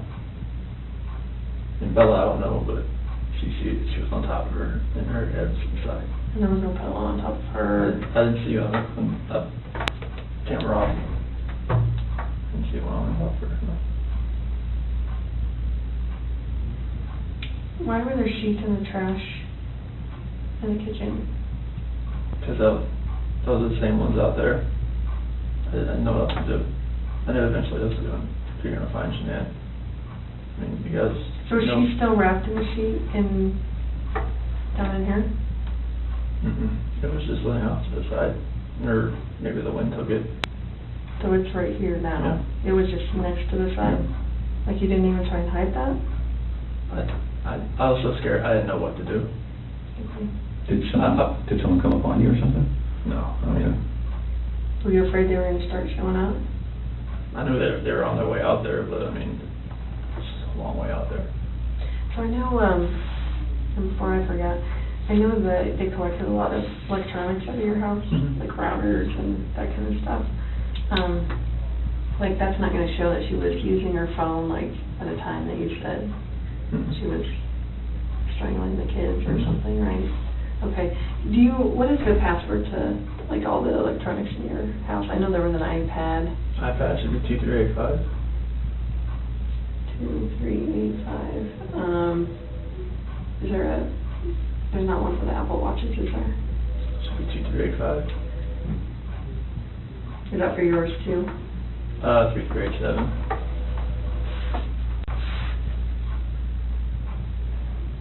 I'm sorry, what was yours? 3387. 2387. And what other stuff do you have? Is there a router? Like, is there a password for that stuff? Shiny Chair 6. Came with the router. And spell it for me. SHINYCHAIR 6. Number 6. Like that. Shiny Chair 6? Yes. Okay. And then what else was in there? Is there a desktop computer? Yeah, that one, if it has a password, it'd be 428-4915, capital S, lowercase w. Okay. And what about, is there anything else in the house as far as electronics go, tablets? Well, the iPad's the only real set. The other ones are the kids' stuff, but they're just like Amazon Fires or whatnot. Okay. And you have an iPhone what? Which one? Is that your personal one? Yes, iPhone like it's a 7 Plus or something. What's the password to that one? 3387. And what about your work phone? Same. Is that this one here? Then obviously Shanann had a iPhone, right? And what was her password? So it changed to 013119. What was that password? The due date the next day. Okay. Nikki told me that one. Nicole told me that one. Okay. So there's too many Nickies, Nicole's. Yeah, we noticed that. It was getting us very confused. So no other electronics. What about the Echo? Does it have a password? If it does, I never knew if it did or not. Okay. You just say Alexa and it starts listening. Oh, it's an Alexa. Is that an Echo still? Yeah. Okay. Yeah. Okay. The product's called an Echo. Okay. Any other ones that you can think of?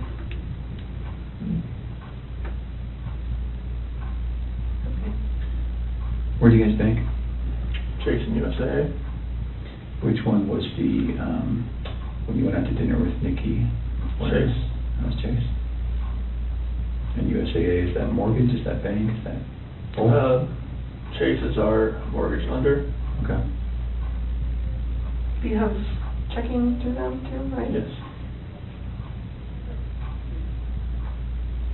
What do you guys use USAA for? We use that to pay mortgage too, but it's just another, she had that before she met me. Okay. And any accounts that you had personally beyond all of this?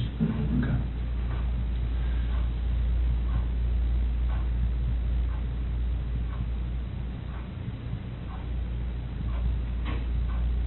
I was going to ask you, I just saw them. They were blank.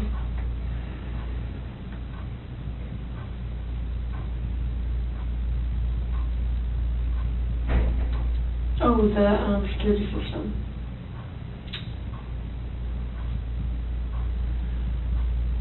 There's Vivint, right? Vivint, yeah. Vivint? It's either going to be 3387 or 2385.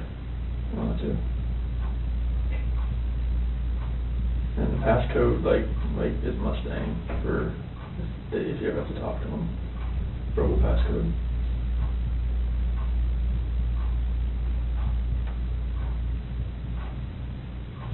And then what email is associated with that? ShanannWatts@gmail.com.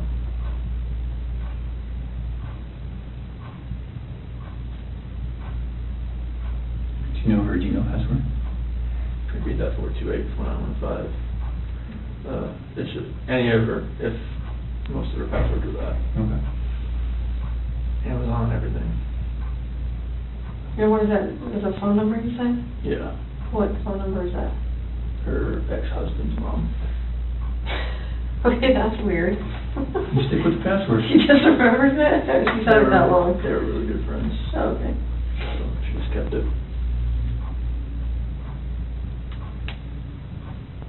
Do you have any other questions for us? Can you use the bathroom? Yes. Of course. We do need to do one quick thing. Now that we know what we know, we're going to, I need to check that you don't have any weapons on you or anything like that. Do you have any weapons on you? No. Okay. We'll do that. We'll go to the bathroom. I'm not going to go in the stall with you, but I'm going to go with you. And then we'll come right back here and we'll make a decision about how the rest of the night goes. All right, so you might stand it up so I can check it. All right.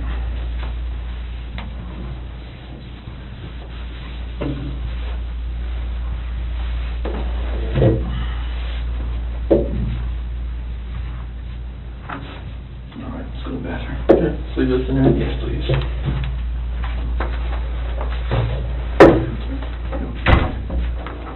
Yeah, that way.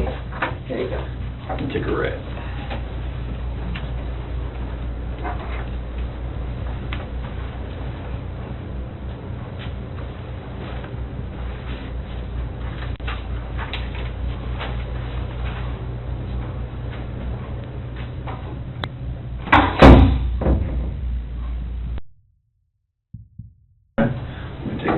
now, though. And then just for everyone's protection, I'm going to leave that recording. Watch this. Yes.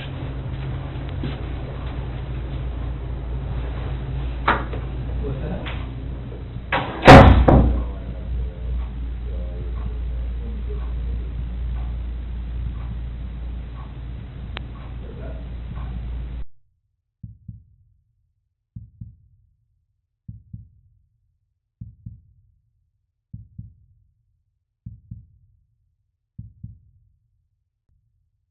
Presiding.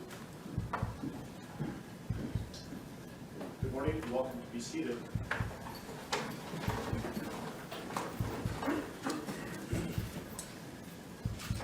Okay, we are on the record. We are in Division 17 of the Weld County District Court, and we are here regarding Weld County case number 18CR2003, people of the state of Colorado versus Christopher Lee Watts. My name is unsettling, I'm a District Court Judge here in Weld County, and I will be the presiding judge in this case. If I could please have the lawyers identify themselves for the record, starting with the prosecution. Good morning, Your Honor. Michael Rourke on behalf of the people.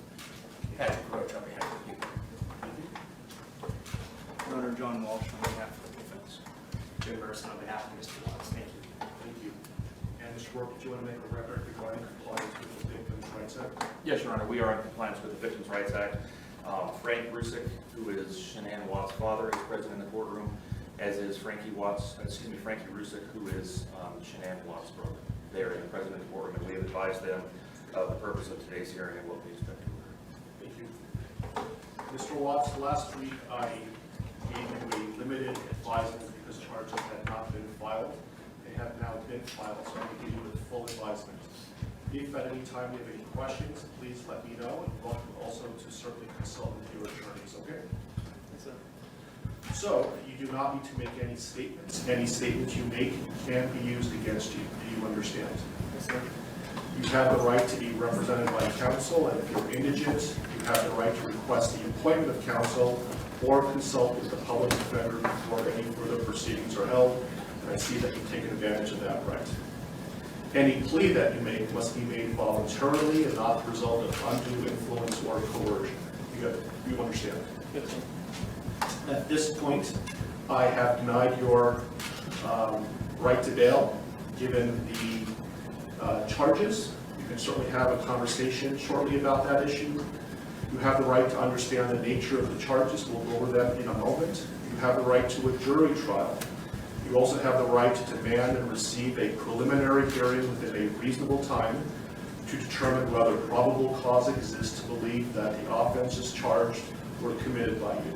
Do you understand? Yes, sir. I assume that the defense has received a copy of the complaint and information. Mr. Watts will explain to you what you have been formally charged with and what the possible penalties are. Count 1 alleges that on or about August 13, 2018, Christopher Lee Watts unlawfully, feloniously, after deliberation, and with the intent to cause the death of a person other than himself, caused the death of Shanann Watts in violation of Colorado Revised Statutes 18-3-102, subsection 1, subsection 8. And that crime is classified as murder in the first degree of class 1 felony. Do you understand?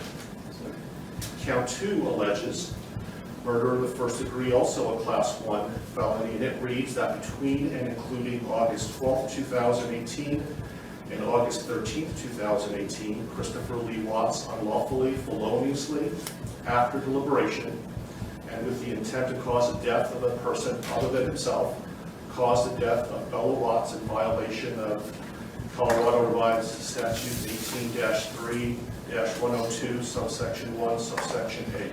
Do you understand? Yes, sir. Count 3 alleges murder in the first degree, a class 1 felony, and specifically it alleges that between and including August 12, 2018 and August 13, 2018, Christopher Lee Watts unlawfully, feloniously, after deliberation, and with the intent to cause the death of a person other than himself, caused the death of Celeste Watts in violation of Colorado Revised Statutes 18-3-102, 102, subsection 1, subsection A. Do you understand? Count 4 alleges murder in the first degree, a class 1 felony. It alleges that between and including August 12, 2018 and August 13, 2018, Christopher Lee Watts unlawfully, feloniously, and knowingly caused the death of Bella Watts, a child who had not yet attained 12 years of age, and the defendant was in a position of trust with respect to the victim in violation of Colorado Revised Statutes 18-3-102, subsection 1, subsection F. Do you understand? Yes, sir. Count 5 alleges murder in the first degree, a class 1 felony. It alleges that between and including August 12, 2018 and August 13, 2018, Christopher Lee Watts unlawfully, feloniously, and knowingly caused the death of Celeste Watts, a child who had not yet attained 12 years of age, and the defendant was in a position of trust with respect to the victim in violation of Colorado Revised Statutes 18-3-102, subsection 1, subsection F. Do you understand? Yes, sir. With regard to these first 5 counts, the minimum sentence that the court could impose if convicted is life imprisonment in the Colorado Department of Corrections, and the maximum sentence is death. Do you understand? Yes, sir. Let me also point out that pursuant to Rule 32.1 of the Rules of Criminal Procedure, the prosecutor would have to file a written statement of intent to seek the death penalty no later than 63 days after arraignment. Do you understand? If a life imprisonment sentence was imposed, it would be without the possibility of parole. Do you understand that? Yes, sir. Count 6 alleges a Class 2 felony of unlawful termination of pregnancy in the first degree. Specifically, it alleges that on or about August 13, 2018, Christopher Lee Watts, with the intent to terminate unlawfully the pregnancy of a woman, namely Jeanette Watts, feloniously and unlawfully terminated the pregnancy of the woman. Further, the woman died as a result of the unlawful termination of the pregnancy in violation of Colorado Revised Statutes 18-3.5-103. Do you understand? Yes, sir. The possible penalties, if convicted for this crime, is a mandatory minimum 16 years in prison up to 48 years in prison, followed by an additional mandatory parole period of 5 years. Do you understand? Yes, sir. Count 7 alleges tampering with a deceased human body, a Class 3 felony. It alleges that on or about August 13, 2018, Christopher Lee Watts, believing that an official proceeding was pending, in progress, or about to be instituted, and acting without legal right or authority, unlawfully and feloniously, willfully destroyed, mutilated, concealed, removed, or altered a human body, part of a human body, or human remains with the intent to impair it or their appearance or availability in the official proceedings in violation of Colorado Revised Statutes 18-8-610.5. Do you understand? Yes, sir. Count 8 alleges also tampering with a deceased human body, a Class 3 felony. It alleges that on or about August 13, 2018, Christopher Lee Watts, believing that an official proceeding was pending, in progress, or about to be instituted, and acting without legal right or authority, unlawfully and feloniously, willfully destroyed, mutilated, concealed, removed, or altered a human body, part of a human body, or human remains with the intent to impair its or their appearance or availability in the official proceeding in violation of Colorado Revised Statutes 18-8-610.5. Do you understand? Yes, sir. And finally, count 9 alleges tampering with a deceased human body, a Class 3 felony. It alleges that on or about August 13, 2018, Christopher Lee Watts, believing that an official proceeding was pending, in progress, or about to be instituted, and acting without legal right or authority, unlawfully and feloniously, willfully destroyed, mutilated, concealed, removed, or altered a human body, part of a human body, or human remains with the intent to impair its or their appearance or availability in the official proceeding in violation of Colorado Revised Statutes 18-8-610.5 with regard to counts 7, 8, and 9. Those Class 3 felonies carry a presumptive range of 4 to 12 years in the Colorado Department of Corrections. If there were sufficient mitigating circumstances, the minimum could be as low as 2 years. If there were sufficient aggravating circumstances, as many as 24 years. And any prison sentence would be followed by an additional mandatory parole period of 3 years. Do you understand? Yes, sir. Do you have any questions about what I've said so far? Yes, sir. And Mr. Merston, has your office filed a written intent to seek a proof evident presumptive rate hearing?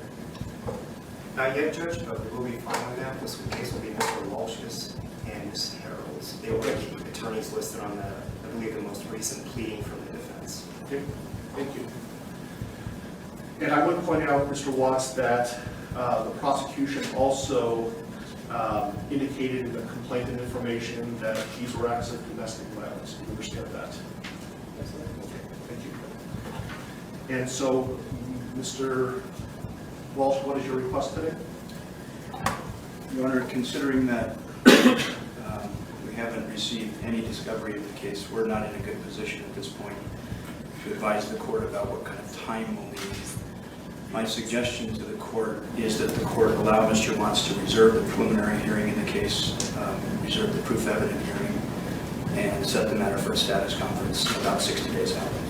So just to be clear, he is waiving his right to have a preliminary hearing within 35 days, that he's not seeking a proof evident presumption rate hearing prior to the setting of the status conference in about 60 days, but he's reserving his right to have those hearings in the future, but not necessarily within 35 days. Is that right? Yes, Your Honor. We've spoken about those issues. And do you understand what we're talking about, Mr. Watts? Yes. Do you have any questions about that? Okay. And Mr. Rourke, do you have any objection to that request?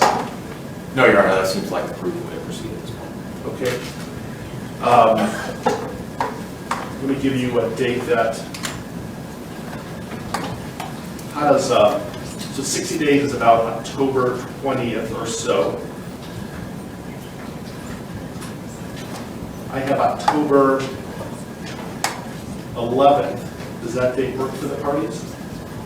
I can go a little bit further if you like as well. I think a little bit further would make sense, Your Honor. Thank you.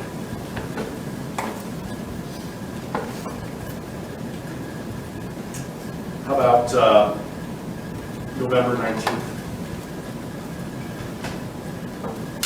While we're waiting for lawyers to look, let me make a record that the court's going to find that Mr. Watts is knowingly, intelligently, and voluntarily waiving his right to have a preliminary hearing within 35 days. And while he has not asked for a proof evident presumption rate hearing yet, I'm told that he will, but he's not requesting that hearing prior to the status conference that we're setting today. Agreed? Yes. That date works fine with the defense, Your Honor. Thank you. Your Honor, I spoke to the Rusiks, and that is fine with the people as well as the Vickers family. How is late morning on November 19th? Anytime, Your Honor. Late morning is fine. Very good. How about 10:30? That'll work for the people. And that will be in Division 16.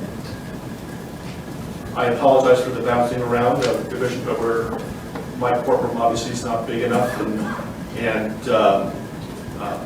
I will keep you updated on where the divisions are going to be, but the next court date will be in Division 16. Are there any other questions, comments, concerns, anything that we can address today before us recessing? I think there are a couple of things outstanding, Your Honor, and first I wanted to address one very ministerial point of clarification with respect to the standing decorum order that the court entered yesterday. By its terms, and when the court defines the applicable areas, that includes my office, specifically the boundaries of the district attorney's office. I just wanted to make a request for clarification that the terms of this order do not apply to the conduct that occurs within my office itself. Agreed. Thank you. Otherwise, I have provided a copy of this to the employees of my office, and we will be providing it to law enforcement after this hearing is on. Thank you. I also intend on issuing a case management order later today, so be on the lookout for that.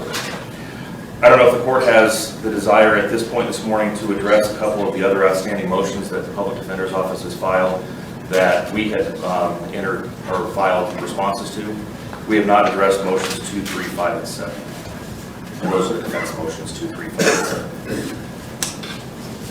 And for the record, our responses were C, D, E, and F. I don't have those motions in front of me, but I know that I issued a number of written orders yesterday. Did you receive those? I received written orders, but not as it relates to those 4, so perhaps they just haven't reached my desk yet. If they haven't yet, I will issue a written ruling and be getting them shortly. I issued a number of orders yesterday. Your Honor, does that include, I did get the order on motion 5 and motion 7. Does that include motions 2 and 3 then that the court would? Remind me what 2 and 3 are again? Motion 2 is the motion to allow confidential defense experts to be present for any testing. And we did have a bit of additional argument on that if the court wanted to hear it. Motion 3 is a motion for a protective order. I prefer they put it in writing and then I'll issue a written order with regard to that. Is that something that's time sensitive? I think it could be, Your Honor. I can't speak for the district attorney, but it could be. I can tell the court, understanding what Mr. Walsh is referring to in motion number 2, it is not something that is going to occur in the next day or 2, so it's not time sensitive in that respect. So you'll be received, if you want to put something in writing, you're welcome to, and I will issue a written order in a timely manner. Does the court want to give us a deadline for that? Sure. When would you like to file a response? I can have it done in a day or 2. Okay. And so do you have control, Mr. Warren, as to when the testing is going to occur? Absolutely. I can certainly make clear to our forensic agents that pending the litigation or the receipt of a court order on this, that we will not do any forensic testing. That'd be great. So did you want to have time to file a reply to the response? If necessary, if I could have 3 business days to file a response to whatever Mr. Walsh files in the next couple of days, I would appreciate that. Okay, so Mr. Walsh, can you have something filed by close of business tomorrow? Yes, sir. Okay, so close of business on Monday, Mr. Warren? Yes, sir. Then I'll have something to the parties by midweek next week. Thank you.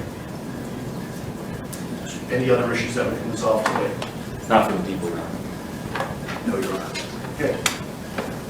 Okay, we are in recess. Thank you for your time.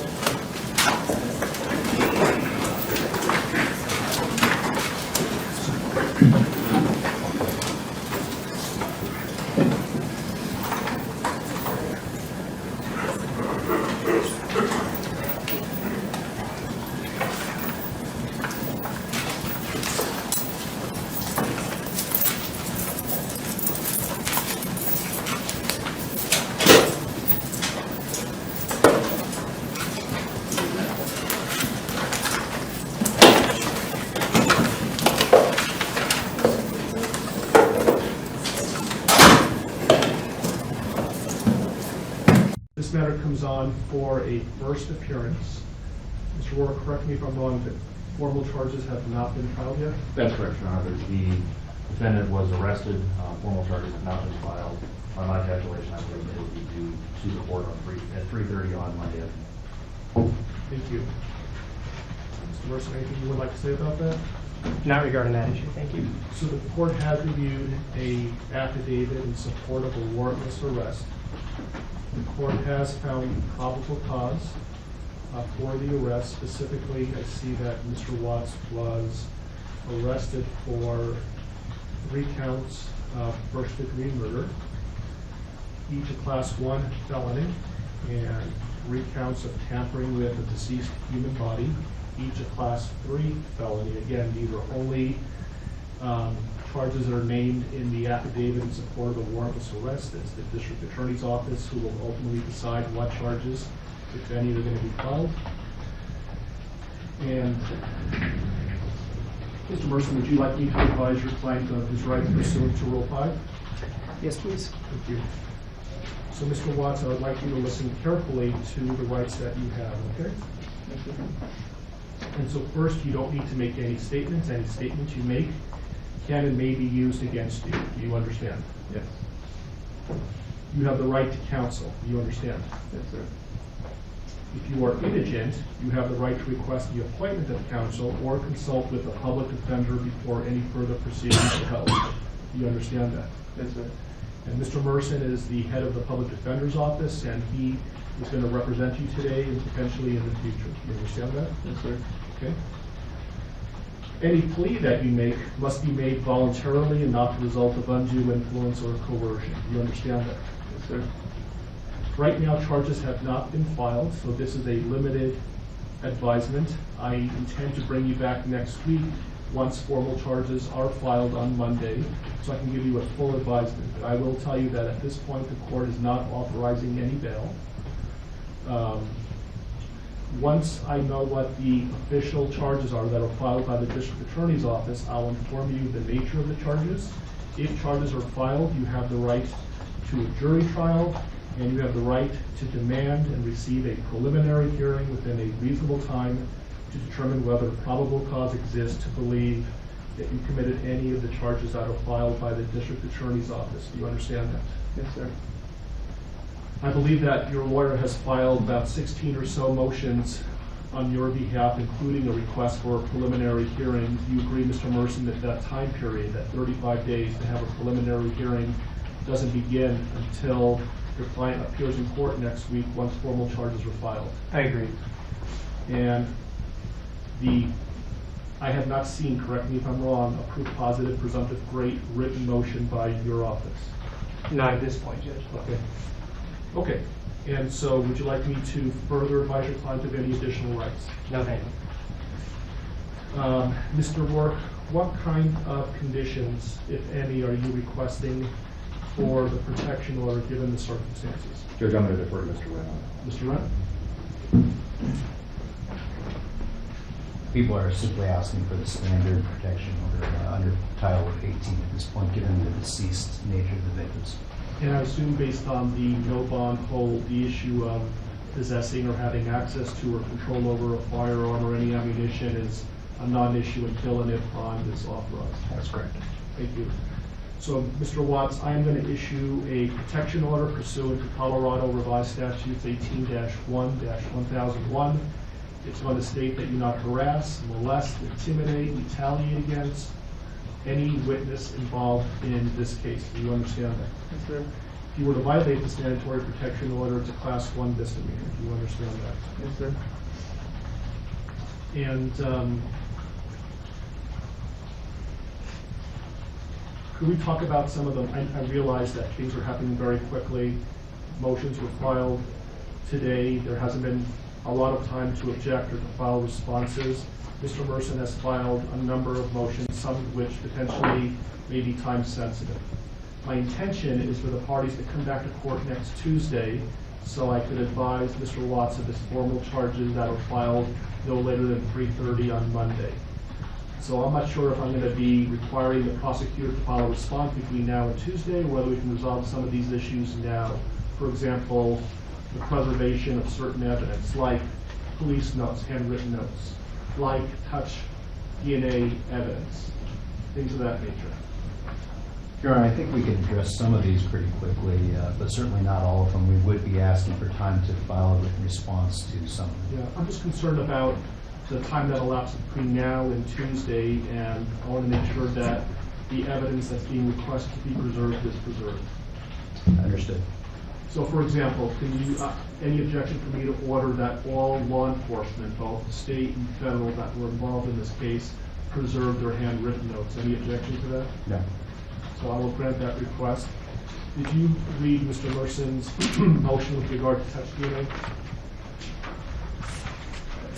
I believe that was filed under seal, and I have not seen it. It was suppressed, so they should have had access to it. Gail, Christy, could you print out a copy for Mr. Red?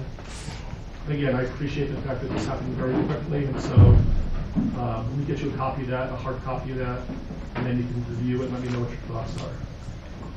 Is there an autopsy that's scheduled to be conducted in the near future? Not yet. It was a 16. 16? Yes. While we're waiting, Mr. Merson, I noticed that Actually, I'm sorry to interrupt, Judge, it was D17. D17? Yeah, sorry. So I see that your motions are numbered, but I'm missing 9 through 15. Yeah, I basically counted them and then started off. There were some other people in my office that had filed those other pleadings and not numbered them. I just want to make sure I'm not missing something. I don't think you are. I think many of them concern the media issue. On the way over here, the deputies advised the court had already ruled on that. So to a certain extent, some of that is moot. But if we are going to take a D17, in light of the fact that the affidavit is still sealed, I would ask that the court seal the courtroom and just allow the parties to argue that, because it will require me to talk about information in the affidavit. Well, why don't we give Mr. Wren an opportunity and let me know whether, without talking about the substance, whether he has an objection or not. It's really more of putting the prosecution on notice than anything else. Why don't you read it first and let me know what you think.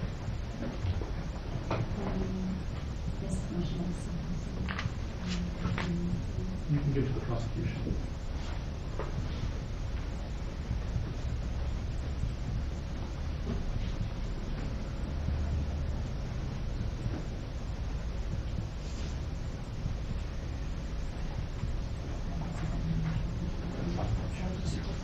Steve.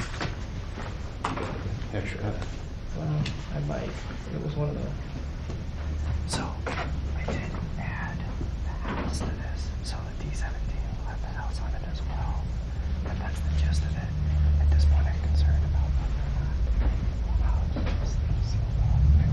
Sonata has been released by law enforcement. Okay. When was that? Late last night. Okay. All right. And I guess that part of the motion would be put at this point. Mostly concerns what's in this motion. So, okay. If I could take a moment to read this.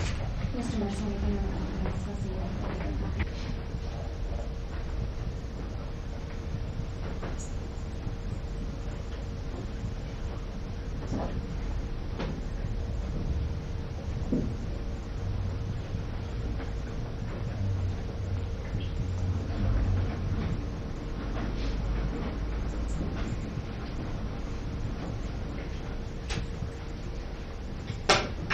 Mr. Wren. Thank you. I'm okay with continuing it. I just don't want there to be any time-sensitive issues between now and next Tuesday that we should have handled today. I think we need to address it today. As I indicated, Judge, at this point, there's not an autopsy scheduled or autopsies. I don't know when that might happen. I don't know if it would happen before Tuesday or not. With respect to this motion, and does the court want to address Mr. Mercer's concerns about clearing the courtroom, given the sealed nature of this, or may I speak for you? Well, it was I think it's based on the sealing of the affidavit in support of the warrantless arrest, and so it was your motion to seal. So if you think the reasons why you requested the affidavit to be sealed are going to be compromised, we could do this in camera. If you believe it's not, then we can talk about it publicly. I'm not worried about the compromising nature of the affidavit. I will tell the court and make a record that the prosecution has provided Mr. Mercer with a copy of the affidavit, despite the fact that it was sealed to the public. I am concerned about this being discussed in a non-in-camera setting. My concerns revolve around the issues I brought up and the objections to expanded media coverage. It's an ongoing investigation at this point. I have concerns about, what would be discussed and how that would implicate Mr. Watts' right to a fair trial and his due process right. So my request is that the court seal the court so we can discuss this. Mr. Wren? Leave that to the discretion of the court. It seems to me, based on everything I've heard, that the affidavit is going to be released at some point. It was the prosecution who requested the sealing of the affidavit. They're not concerned about this being compromised, the investigation being compromised. And so I think we can talk about this publicly. Mr. Wren? And when you say talk about this, are we still talking about yes. D17, yes. Which was also filed under seal? Yes. So with respect to paragraph number 3, Judge, our concerns relate to the way this is worded. As the court knows, the pathologist goes through a very extensive process when conducting an autopsy much of which is governed by statute. I think most of what he's asking for is standard procedure for an autopsy conducted in this jurisdiction and would be done. However, I have concerns about the way this is phrased in that it orders collection of trace DNA and touch DNA from certain areas of bodies that at this point we don't even have, frankly. Second, we don't know if that trace DNA is going to even exist if we have the bodies. So there's no way to order us to find something that may or may not exist. I think when I read the motion, it essentially is putting the prosecution on notice that at some point they may be in possession of exculpatory evidence, and it's their duty to make reasonable efforts to preserve that and ultimately provide that to the defense. And so I think they're on notice by the mere fact that we're talking about this, that Mr. Wren got a copy of the motion, and if this becomes an issue later on, we can litigate this, and there's some pretty significant sanctions for the destruction of exculpatory evidence. Okay, so that would be the ruling of the court. Your Honor, may I ask one clarifying question? Because the way that the motion is titled talks about the collection of touch or trace DNA at 2825 Saratoga Trail as well as during the autopsy, but the body of the motion does not. I want to make sure that Mr. Merson is aware that the home where the homicides were alleged to have occurred has been released by law enforcement, was released as of about midnight last night. So even as we stand today, we are not in a position to be able to go back in and collect trace DNA from that home. So I just want to make clear that, that the ruling of the court does not require us to do anything affirmative with respect to the home. And Mr. Wren advised me that the government is no longer in control of the home, so I'm aware of that. Thank you. Thank you. Thank you. With regard to the motion for protective order, essentially for nobody to speak to Mr. Watts other than his attorneys and investigators and support staff, I'm assuming there's no objection to that? Correct. You'll put law enforcement on notice on that issue? Yes. Okay. Any other time-sensitive issues that cannot wait until next Tuesday? Nothing from the beginning. Mr. Merson? May I just have 1 second? Sure.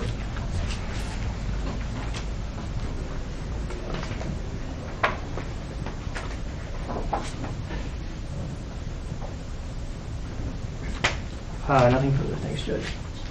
Okay, and I would just respectfully ask that if you file anything between now and next Tuesday, and certainly into the future, if you could advise your office of this, if there's more than one lawyer working on it, please number every pleading that's filed, and for the prosecution as well, maybe you can use letters.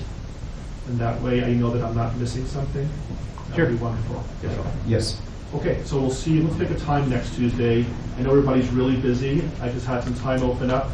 And so what's a convenient time for everybody to be here?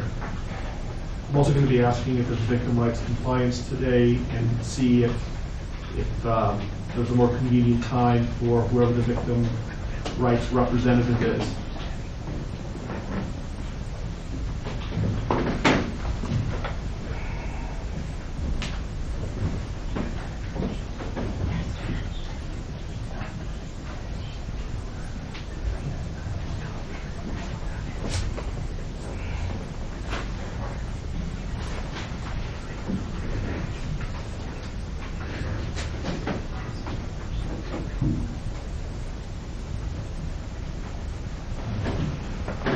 We have been in communication with the family of the victims. We are in VRA compliance with that, based on that effort. At this point, we don't have any specific times that are good or bad for the family, but we will certainly contact them as soon as we leave and clarify their availability for next Tuesday. How about the attorneys? What's a good time for you to be here on Tuesday? Anytime, Judge. I'll make it work.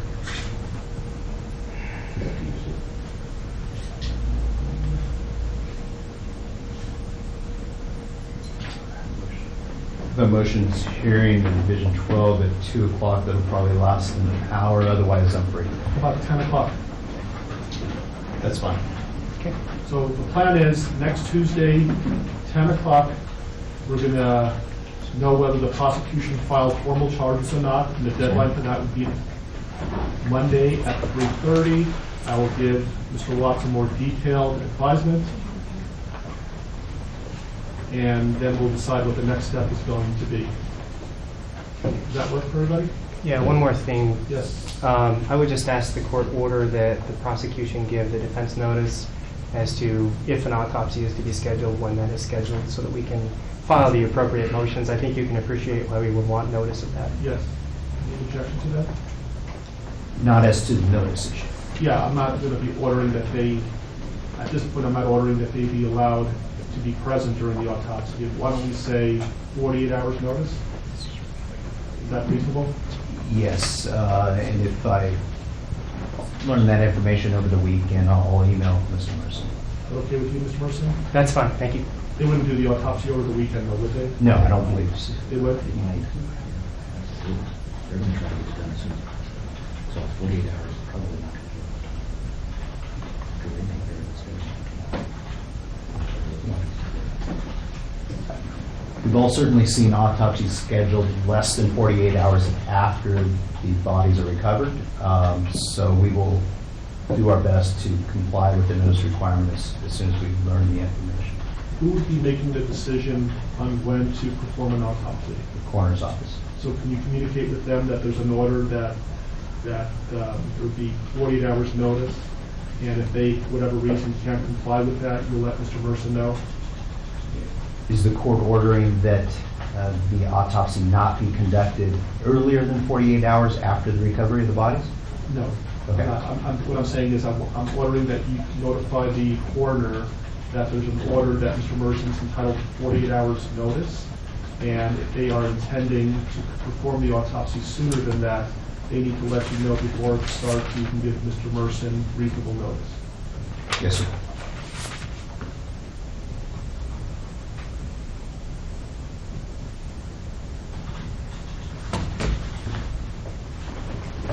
Anything else you can think of between now and next Tuesday that we can resolve today? Yeah. Nothing from the prosecution. Nothing from the defense, thanks. Okay. All right, we'll see you next Tuesday at 10 o'clock or Monday when we are in business.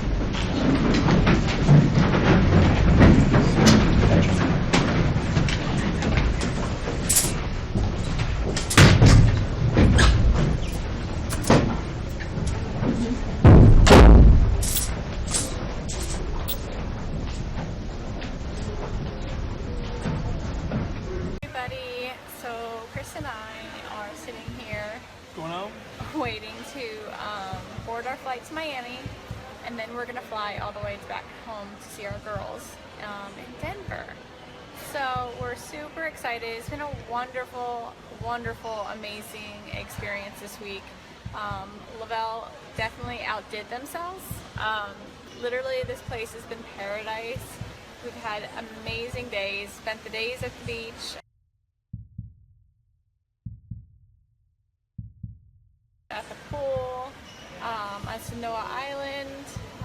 We went to the spa. Where else did we do? All the different lounges at night, all the different food. Hi, Sharon. The amazing, amazing food. I mean, seriously, I think I gained 10 pounds while I was here. 15.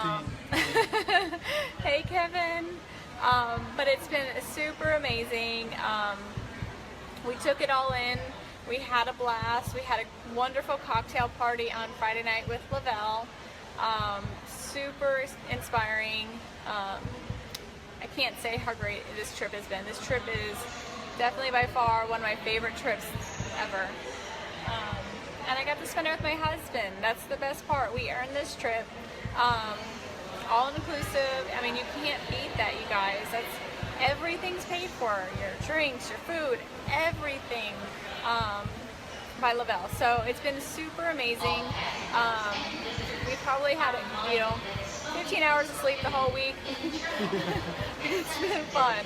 We got to mingle with our families and all our friends that we've created through Lavelle. It's been awesome to also see people that have been following me and were able to pull me out of a crowd and say, hey, are you Shanann?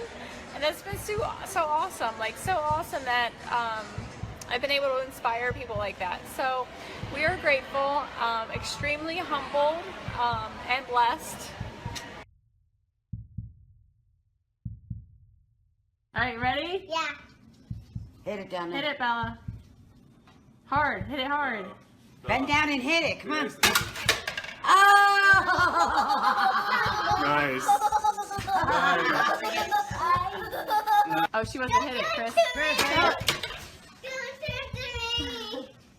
Hit it hard. Oh, she did that, Chris. Nice.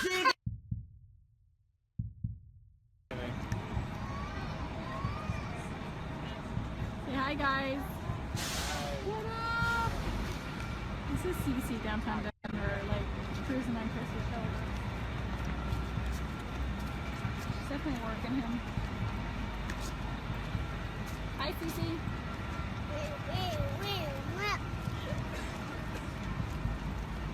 Don't get your life up.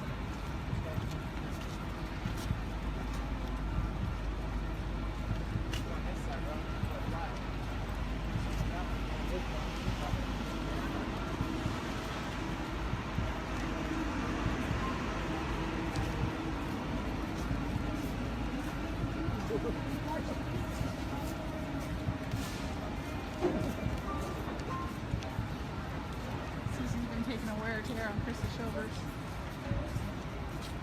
Cece. Where you going, Cece? Where you going, Belle? Come on, Bella. Yeah. Celeste. Bella. Come on, B. Bella's falling asleep too. Doesn't want to walk. She's doing the crab walk. Crab walk. I'm sorry. Oh, torture your children. Make them walk downtown Denver. Poor kids. Poor daddy's shoulders. Cece.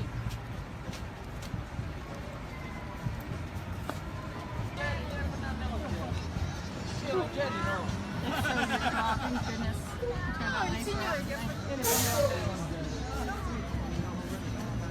We're just talking April. They're going to do another lifestyle getaway. I guarantee one's going to be here in Denver one day. It'd be awesome. Right, Cece? Oh, yeah. You having fun, CC? Yep. Yeah. Are you dancing? Dance, dance, dance. Go, CC. Hey, you're asking for it, dude.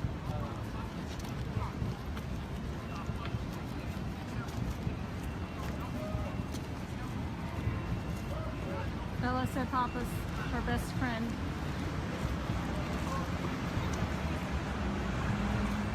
Bring it on, come on. Cece's breaking Daddy's shoulders.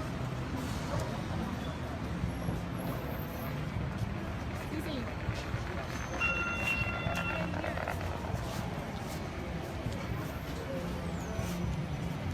There's Mimi and Papa with Bella. And downtown Denver. So different when it's not late at night.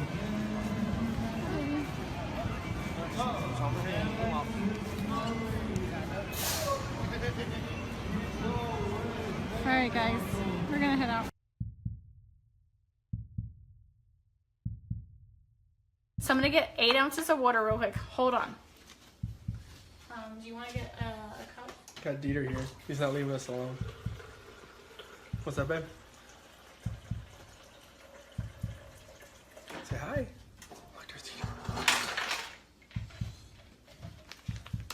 It's really cool packaging they got too. I like it. I like 4 or 5 pieces of ice cubes, like 3 or 4 pieces of ice cubes in mine. Can't smell it. But look. I'm so excited for you, Shannon. I'm going to shoot you a message when I get off here. I just put the kids down. Don't mind me, guys. I'm in my pajamas already because it's bedtime. It smells good. Oh my god. Smell that. That's good. Christina says it tastes like my favorite ice cream. I'm so excited. I love green mint ice cream. It's my absolute favorite. And it's not just mint ice cream. It has to be green mint. Because, yeah, I'm weird like that. So, I am so excited. And all you do is shake, shake, shake. Kids are down. They're going to be jealous because, yeah. They love candy cane. I'm so excited. Oh my goodness. It does smell like my favorite ice cream. I'm only gonna give Chris a little bit because I don't think I'm gonna want to share this. Ready? Here it goes.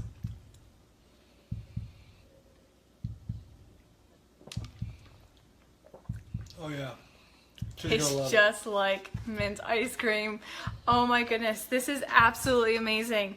It literally tastes, if you guys have ever had green mint ice cream, it tastes like green mint ice cream, like just like it. Delicious. That is really, really good. I don't know why he's crying. He wants to sit on the car. Charlie, it tastes like green mint ice cream. Have you gotten yours yet? Oh my god, it's so good. It's like 7 o'clock at night here. I love this. This is gonna be like my dessert at night. Hey Lisa. I'm not ignoring you guys. If I didn't see your message, I'm sorry. It is amazing. Absolutely, positively amazing. This is probably my new favorite. Like, oh wow. Michelle, it's amazing. And you know what I'm gonna do? I'm gonna try this tomorrow, so be prepared. I'm gonna go live tomorrow. I'm gonna try it with this. Hold on. Uh-oh. What are you trying? Oh. Cafe. Oh my goodness, it's gonna be amazing. Oh, Chris, that stinks. It's amazing. Let me just tell you, it's absolutely positively amazing. Are you talking to me? No, different Chris. There's a lot of Chris's. Hey, Melissa, did you get yours yet? It's so good, girl. Michelle, when's yours? Look when it's supposed to be delivered. Okay, that's absolutely amazing. Candy cane lifestyle mix. Candy cane lifestyle mix, and it's healthy. Like, seriously healthy. Oh my goodness, it doesn't get better than this. They never, never, ever disappoint. Never, ever. I'm so excited. Okay, you guys, so that is our candy cane lifestyle mix. It's absolutely amazing. I know they sold out, so I don't know if they got more coming in. I do have three extras if I'm willing to share. Yeah. So anyone wanting to start the Thrive experience, I have 3 extra candy cane for you. Herb, I got you covered. It's so good. Like, seriously, mint ice cream. Green mint ice cream is exactly what it tastes like. Like, amazing. I'm gonna actually blend this tomorrow with some ice. That's gonna be awesome. It's gonna be a little treat. Ice cream in a cup. Except for it's not green, but it's delicious. It's really, really, really good. Okay, guys. Tomorrow morning, be prepared. I'm gonna go live with cafe and candy cane. Cafe, candy cane. Happy mama right here, because I'm baking tomorrow. You guys saw what I'm baking. Should I tell you guys what I'm baking? Listen, you're gonna be at work, so you can't taste test. Who wants to know what I'm baking? A free candy cane lifestyle mix, individual, for whoever can guess what I'm baking. Specific. Chris doesn't even know. I know. Nick Thayer does, but he's not going to tell anybody because he can't win. Nobody? No guesses? Nothing? Zilch? Nope. Herb. You got to look at my picture. You can get the hint on the picture. You got to be specific, though. Like, specific. Is it red velvet something? No. It's not about you this year. Cassie, it's so good. You'll have to find out, because now I'm going to have cafe tomorrow and my lifestyle mix, and it's going to be amazing. No pumpkin rolls. Nope. Keep guessing, though. Okay, so I'm going to go. I have a lot of follow-up to do. I have a couple more people to help get started. And Shannon, I'm going to message you just so we can make sure you're getting you're starting tomorrow. I'm so excited. You're going to love it. Don't notice how great you're feeling tomorrow. Don't notice how amazing the mental clarity is going to be tomorrow. And don't notice that extra energy you're going to have, because it's not going to happen. Nope. No, Dawn. Dawn, we need to get you started, girl. Hey, Tracy. So, that was amazing. That was like my dessert for the night. Super excited. Don't mind my pajamas. I'm still in my pajamas. Or in my pajamas. And they're my onesies. I saw there's a onesie bar crawl, which should be fun. All right, so stay tuned. Close, Chris. So tomorrow morning, be prepared. I might wait till the kids go to school because they're not going to want me to not share. So tomorrow morning, stay tuned. You guys have a wonderful night. I am feeling good. I just had that delicious dessert, and I'll talk to you guys soon. Say bye, Dieter. Ruff. Don't choke him. I'm trying to get his head up. Poor Dieter. He wants his mommy.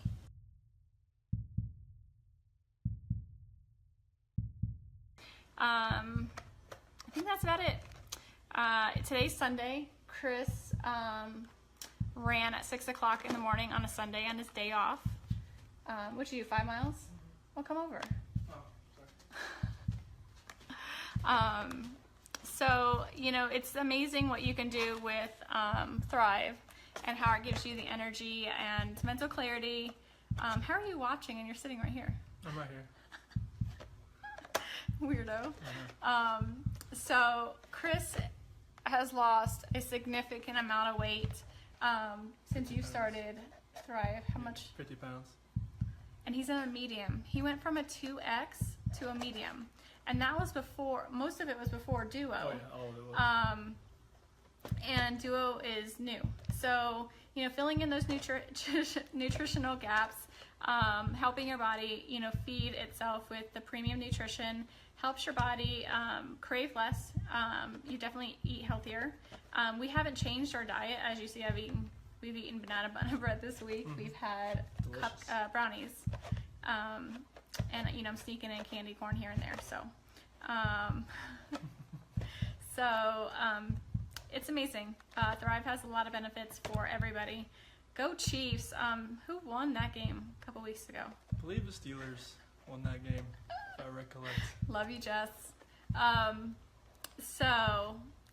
waiting. She's a diehard Chief fan. Diehard. So if you guys want more information, if you are looking to try it, shoot me a message. If you're one of Chris's friends, shoot him a message and he can get you some more information as well. We have 2 spots left for either the cafe for free or your DFT, regular DFT. So shoot me a message. Thanks everyone for hopping on. I see a lot of my faves are on here.